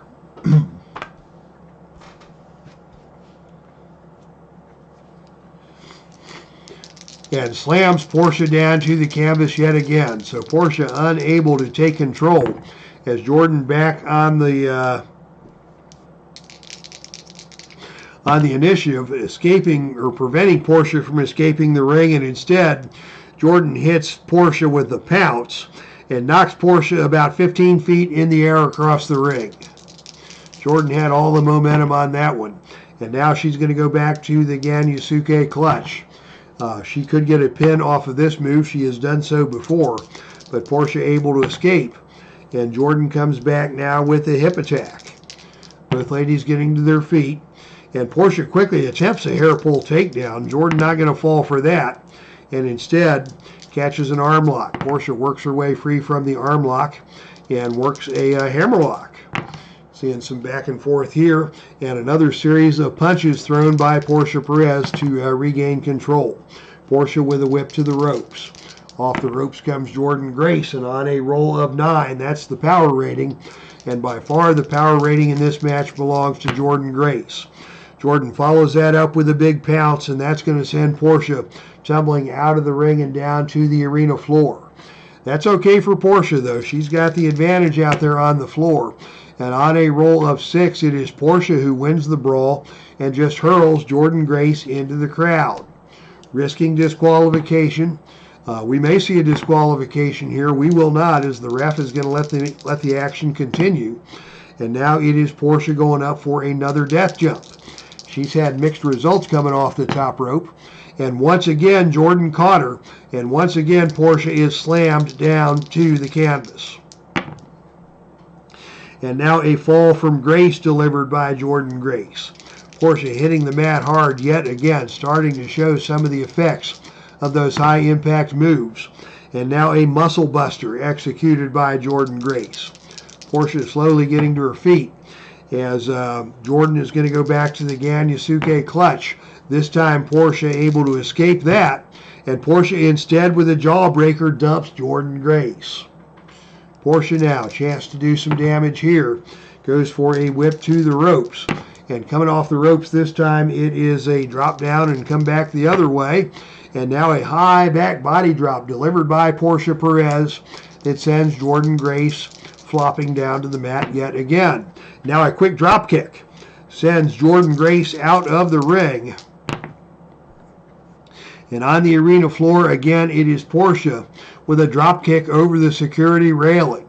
Portia got some great athletic ability. She is a stellar athlete. And she has now gotten control over Jordynne Grace. Can she hit that super kick? She cannot. Instead, she hits a just face lock. And Jordynne staggers her way up to one knee. Here's a whip to the turnbuckle. Thought about it. Thought better of it, and instead she's going to fire away. Portia Perez firing away with more punches to the midsection of Jordynne Grace. Trying to take the wind out of the bigger opponent with those punches. And here's a jawbreaker, again, that stuns Jordynne Grace. Portia follows that up with another jawbreaker. Jordynne will not stay down, but Portia stays on her, and now is just going to work a blatant chokehold. The referee putting the count on Portia Perez. Portia couldn't care less. She breaks at the count of 4 and just instead goes right back to an eye rake. Referee having all kinds of trouble keeping Portia within the agreed upon rules, but Portia keeps on the attack. Another whip to the ropes. Jordynne Grace coming off the ropes, and on a roll of 8, it is a running back elbow smash delivered by Portia Perez that stuns Jordynne Grace. Portia now another whip to the ropes. And coming off the ropes again, this time another big back body drop, puts Jordynne Grace back down onto the canvas. Portia, another whip to the ropes. She's clearly trying to gas the bigger champion, and it's starting to work because another big back body drop has Jordynne on the mat and gasping. Portia now working the ropes yet again. And on a roll of 10, it is a double clothesline. Both women are down, but Portia has the momentum, and she is first to her feet. Portia going up now for another just face lock, and Jordynne coming up to one knee. Portia just cannot seem to keep Jordynne down, but now Portia hits a jawbreaker. She's going to go for the cover. The pin roll here is Snake Eyes, and Jordynne able to kick out. So now 1 point of fatigue each for Jordynne and Portia Perez. Both women trying to wrestle this match at their preferred pace. Portia now in control, going back up for another death jump, trying to keep the fast break action going here. But now we've got a ref bump. The referee is down, as Portia Perez accidentally hits a missile drop kick on the referee, and the referee is going to be out of action for 8, count them, 8 moves. So this will be the referee out of action, and it's going to be Portia Perez who takes control. And Portia Perez immediately hits a super kick. There's no referee to count the pin, but that is going to cost a point of fatigue. Can Portia maintain control here? She hits the divorce court, and Jordynne Grace rolls out of the ring. We're on the arena floor now. We will not see any shenanigans, but on the arena floor it is Jordynne Grace who wins the brawl on the arena floor. And it is Jordynne who slams Portia onto the announcer's table. The referee is down. Portia is down. And now Portia's tag team partner, Nicole Matthews, is coming out to the ring.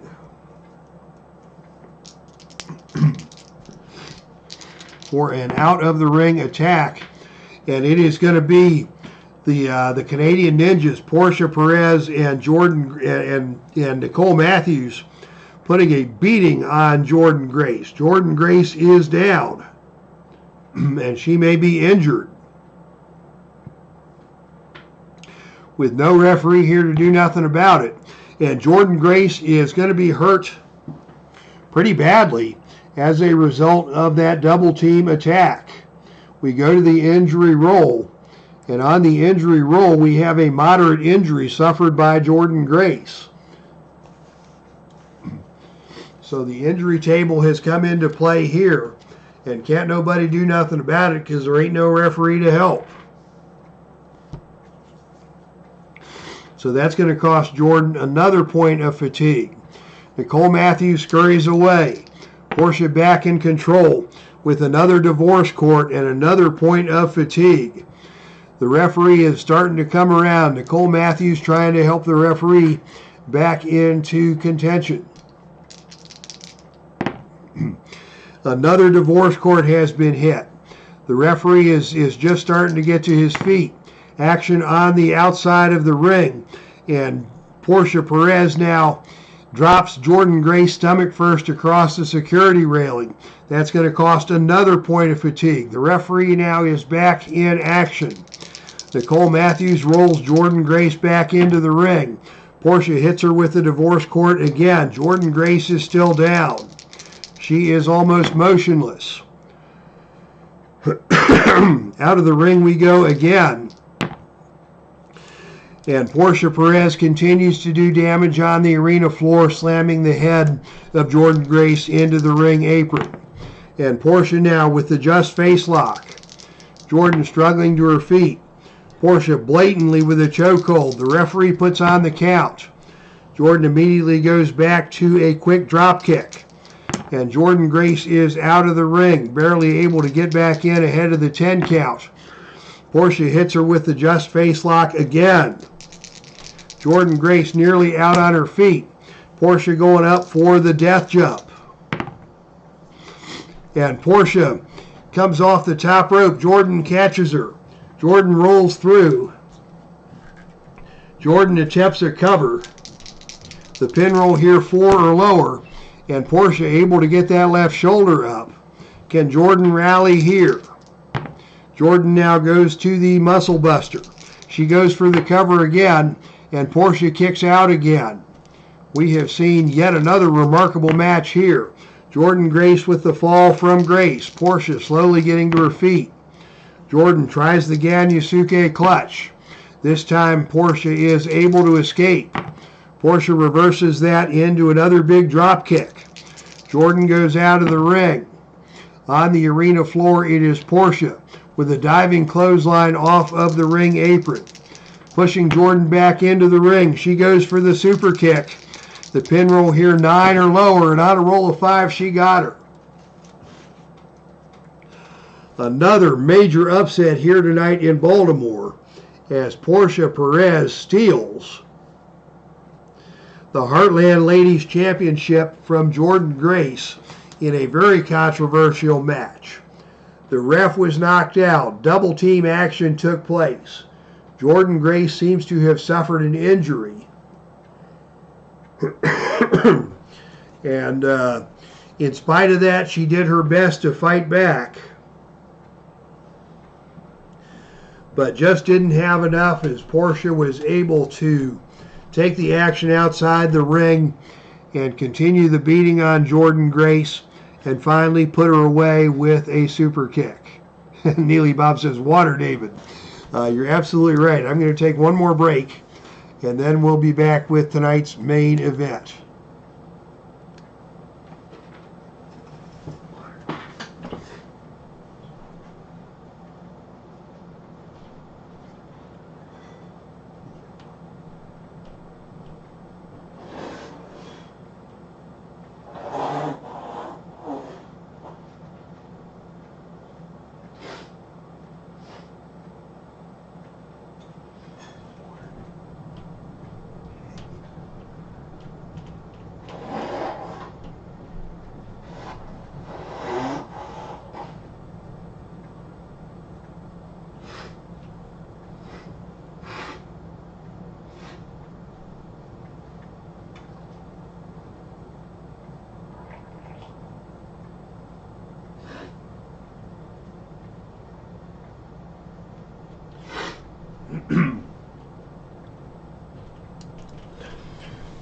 All right, ladies and gentlemen, we are back, and it is time for our main event of the evening.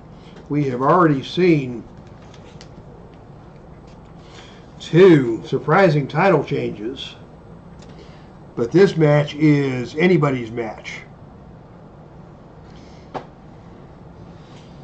I wouldn't be surprised at either outcome in our main event here tonight.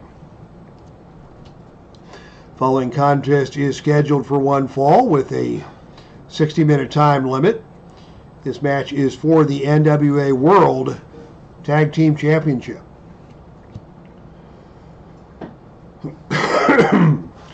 Introducing first the challengers. At a total combined weight of 562 pounds out of Chicago, Illinois.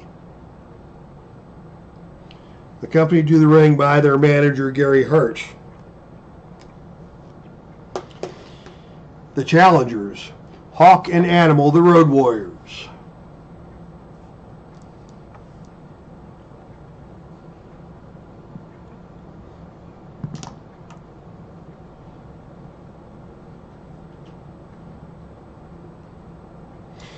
And their opponents are your reigning and defending NWA World Tag Team Champions.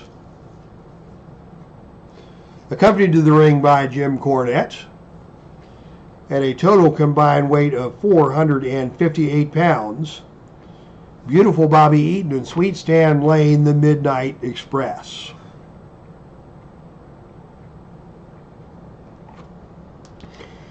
All right, longtime rivals in 80s and 90s wrestling, and rivals here on the tabletop. the longtime world champions, Beautiful Bobby and Sweet Stan, facing perhaps the toughest test of their title reign in the Mighty Road Warriors. And it is going to be Beautiful Bobby and Road Warrior Hawk to start things off here tonight, under the watchful eyes of James E. Cornette and Gary Hart, respectively. And it is Bobby Eaton who gets the opening initiative roll. And Eaton comes out attempting a standing chokehold. That is a power move, and that is a mistake. Hawk laughs in his face, brings in Animal, and they pound Bobby Eaton with a running double clothesline. And that is going to cost him a point of fatigue. Right off the get-go, Eaton makes the tag to Sweet Stan Lane, and they're going to have a little powwow at ringside and kind of rethink that strategy. Lane now moving out against Road Warrior Hawk. And he comes with an attempted double arm suplex, also a power move, also unsuccessful. And he is going to eat a jumping fist drop. Actually, he got out of the way of that one. Lane rolled out of the way of the jumping fist drop. Hawk hits the mat hard. And Lane quickly, with a drop hold, toe hold, and elbow smash. That is a add one double team maneuver from the Midnights. So just like that, both teams strike hard and strike fast. Bobby Eaton now the legal man in the ring and in control against Road Warrior Hawk. And he is not going to let Road Warrior Hawk escape from the ring. Instead, it is going to be a whip to the ropes. Off the ropes comes Road Warrior Hawk. And on a roll of 11, that is a right hand fist to the side of the head of Hawk that just about knocked his teeth out of his head. Hawk checking his chicklets after that one, as Eaton now is back in control. And this time they're going to let action spill out of the ring and down to the arena floor. Maybe their strategy here is to bait the Road Warriors into a disqualification. But on the arena floor, it is indeed Hawk who wins the brawl and slams Eaton onto the announcer's table. There will not be a disqualification here. Hawk now the legal man in the ring with a gut-wrench suplex that takes Eaton over and down to the canvas. And Hawk is going to tag in Road Warrior Animal in the ring now legally for the first time in this match. Animal takes control on Bobby Eaton and starts right off with a blatant choke. Referee puts the count on him, finally breaks the count. And as he breaks the count, it is Eaton who scores with a knee smash off of the break into the gut of Animal. Animal stunned by that, and Sweet Stan Lane tags in. Fresh man in the ring now for both squads. As Eaton comes in, Lane comes into the ring and takes Animal over and down with an arm drag. Lane follows that up with a big back suplex. Animal first to his feet now, powering his way through that. And Animal has got has got Stan Lane up with a press slam and down to the canvas hard.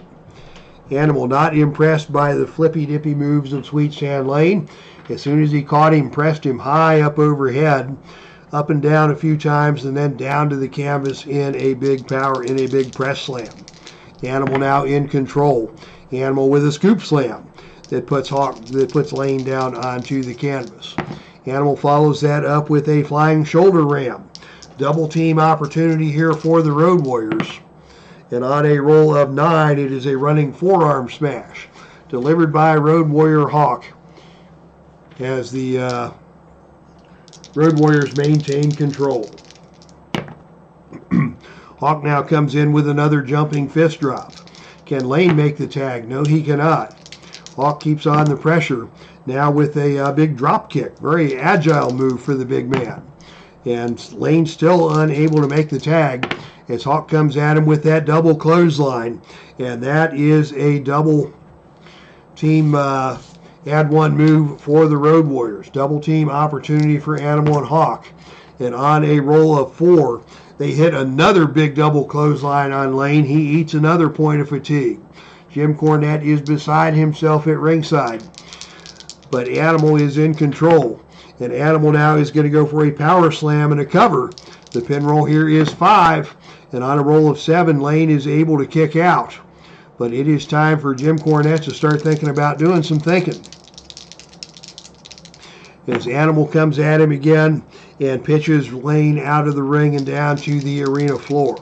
On the arena floor, it is Animal winning the brawl with a pile driver onto the ring steps, and Lane is in bad shape here. What's Animal going to do? They're going to go for that Doomsday device. That's a +4 tag finisher, and Jim Cornette is fixing to interfere. On a roll of 9, Cornette grabs the opponent so his wrestler can clobber him, but the opponent moves at the last second. Cornette and his wrestler collide. Opponent rolls on level 3 offense. So Cornette successfully able to save Lane from the Doomsday device. But Animal maintains the advantage, and now is going to go and pitch Lane out of the ring instead. Down to the arena floor we go. And this time it is Stan Lane winning the brawl on the arena floor, believe it or not, as Lane drops Animal throat first onto the steel security railing. Animal charged in. Lane caught him with a drop toe hold. We'll not see a disqualification here, as Lane has now taken control. And a Midnight Lariat is delivered by Lane. They're going to go for the cover on Animal, and Animal easily kicks out of that one. Double team opportunity here for the Midnights. And on a roll of 5, that is an add 1 against Animal. And now it is Eaton in the ring and in control against Road Warrior Animal. Gary Hart now voicing his displeasure at the tactics of the Midnights, as Eaton is going to go up and hit the Alabama Jam. Big flying leg drop off of the top turnbuckle. The Animal is stunned by that. Eaton follows up with a spinning neck breaker. That is a choice E maneuver. Choice E. He'll need 10 or lower to hit that, and he nails it. And goes for the cover. The pin roll here is 4. And on a roll of 9, Animal able to kick out. So back and forth we go. And now it is Gary Hart starting to think about doing something. As Eaton goes for a top rope elbow. Animal slowly getting to his feet. Eaton stays on him. And Eaton is going to go for that spinning neck breaker again. He hits it again. Animal again able to get to his feet. Eaton now teams up with Lane to hit that double goozle. That's an add 1. And Animal is again slow to get to his feet. Lane now the legal man in the ring. Lane comes at him with a whip to the turnbuckle. Off the turnbuckle comes Animal. And on a roll of 11, it's the running double clothesline. But it is Animal who gets the best of that one. And he will take over now, as he is the first to his feet. And he hits the power slam on Stan Lane. He goes for the cover. And it is interference by Bobby Eaton to save the pinfall here. Wrestler interference chart in play, and on a roll of 3, that's going to work in favor of the Midnights. As Eaton rolls Lane over on top of Animal, but the referee refuses to count the pin. Animal takes the damage there. Animal is the legal man in the ring. Lane is the legal man in the ring. It is Lane who is first to his feet. It is Lane going for a big back suplex. Animal powers his way out of that. Animal tries for a bear hug. He'll need 9 or lower to complete the bear hug. And on a roll of 12, Stan Lane is able to squirm out of the bear hug. And it is Lane who hits the double team, drop toe hold, and elbow on to Animal. And Animal takes another point of fatigue after that. And now it is Gary Hart who is going to have to get involved. Eaton is the legal man in the ring. Animal in big trouble here. Hart climbs the ring apron and slips his wrestler a foreign object. Hart's wrestler decks the opponent. So it is Gary Hart sliding a sledgehammer into Road Warrior Animal, who is able to deck Sweet Stan Lane with that. Eaton is down. He's desperately trying to crawl over and make the tag. He's not able to do so. Animal will tag in Road Warrior Hawk. And Hawk comes in and hits a running clothesline. Eaton rolls out of the ring and down to the arena floor. And on a roll of 10. That is the steel chair. Hawk now has a steel chair. And he wails on Bobby Eaton with the steel chair. Will he be disqualified for that? No. Hawk now in control. Gut wrench suplex. Eaton still trying to make that desperation tag. Unable to do so. Hawk comes at him again. Another gut wrench suplex. Eaton staggering to his feet. Hawk with a drop kick. Eaton still staggered. Hawk with another drop kick. Eaton getting to his feet. Hawk goes to the eyes. Eaton still not able to make the tag. Hawk with an attempt at a boot to the face. Eaton got out of the way of that one. And it is Eaton who comes back instead with a stinging right hand that stuns Road Warrior Hawk. It's anybody's match now. Eaton and Hawk, the two most energetic men in the ring. Eaton now with the divorce court takes Hawk down to the canvas. Eaton follows that up with another attempt at a spinning neck breaker. That is a choice E maneuver. He is going to need a roll of 8 or lower to hit that. And on a roll of 8, he got him down. And Hawk slow to get to his feet. Double team opportunity for the Midnights. And on a roll of 8, it is a deadly elbow smash delivered by Sweet Stan Lane. Lane coming in now on Hawk with a spin kick. Hawk is not going to make the tag as Animal is still out on his feet. Lane tags Eaton back into the match. Eaton with a whip to the ropes. Off the ropes comes Road Warrior Hawk, and on a roll of 7, Eaton catches him with a stinging right hand. Eaton now with the divorce court again. Hawk getting to his feet. Eaton stays on him, whip to the ropes. Hawk comes off the ropes and eats another running back elbow from Bobby Eaton. Eaton stays on him, goes to that double goozle again. That's an add 1 on Hawk.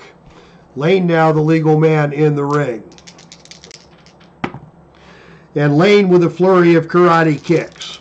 Hawk trying to make the desperation tag and is able to get Animal back into the match. Animal coming in. He is all kinds of tired. He goes for an elbow hammer. Lane dodges that.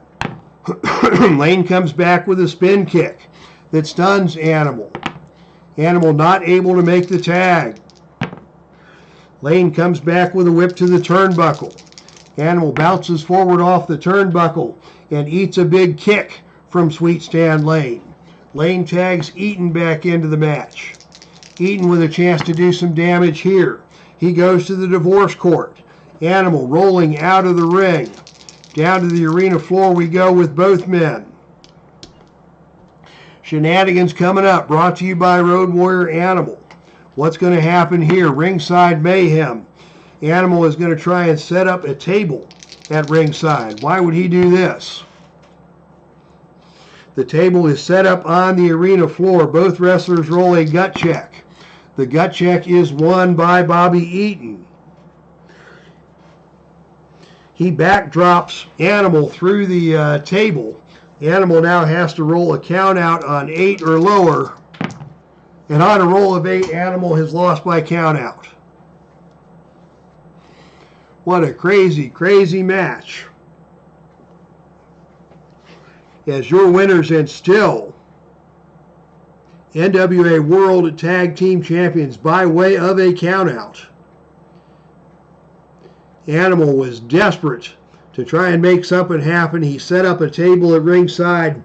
Eaton got the best of him, backdropped Animal through that table, and Animal has suffered the count-out defeat at the hands of Bobby Eaton and Sweet Stan Lane and Jim Cornette at the Midnight Express. So disappointment here in Baltimore, as they were hoping to see another title change, as the hated Midnight Express once again come away victorious by hook or by crook, this time by way of a countout. After alert thinking by beautiful Bobby Eaton to backdrop Animal through the table at ringside and score the victory for his team. Thank you everybody for hanging out with me tonight and putting up with my my post-respiratory infection vocal struggles. Derek Bauman, Miho Burns, Neely Bob, Mark Ferguson. We had Dave Gardner in the ring earlier tonight. Kathy Evans, Jay Randis. I missed Jay Randis coming in. Bear 805, Frank Wayne Scott, Praise Cruz, JVG 31, Jim Lawrence, Frank Wayne Scott. Great crew tonight. Great set of matches indeed. This was a hallmark set of matches, and 2 title changes and 2 other very compelling championship matches. Lots of great grudge match action here from Heartland 31. Excuse me, Heartland 131, Heartland Havoc. Proud to be awesome. The music of Mia Mira, fronted by the one and only Jack Durakas. Thank you all once again for tuning in tonight. That's our stream, and I am out of here.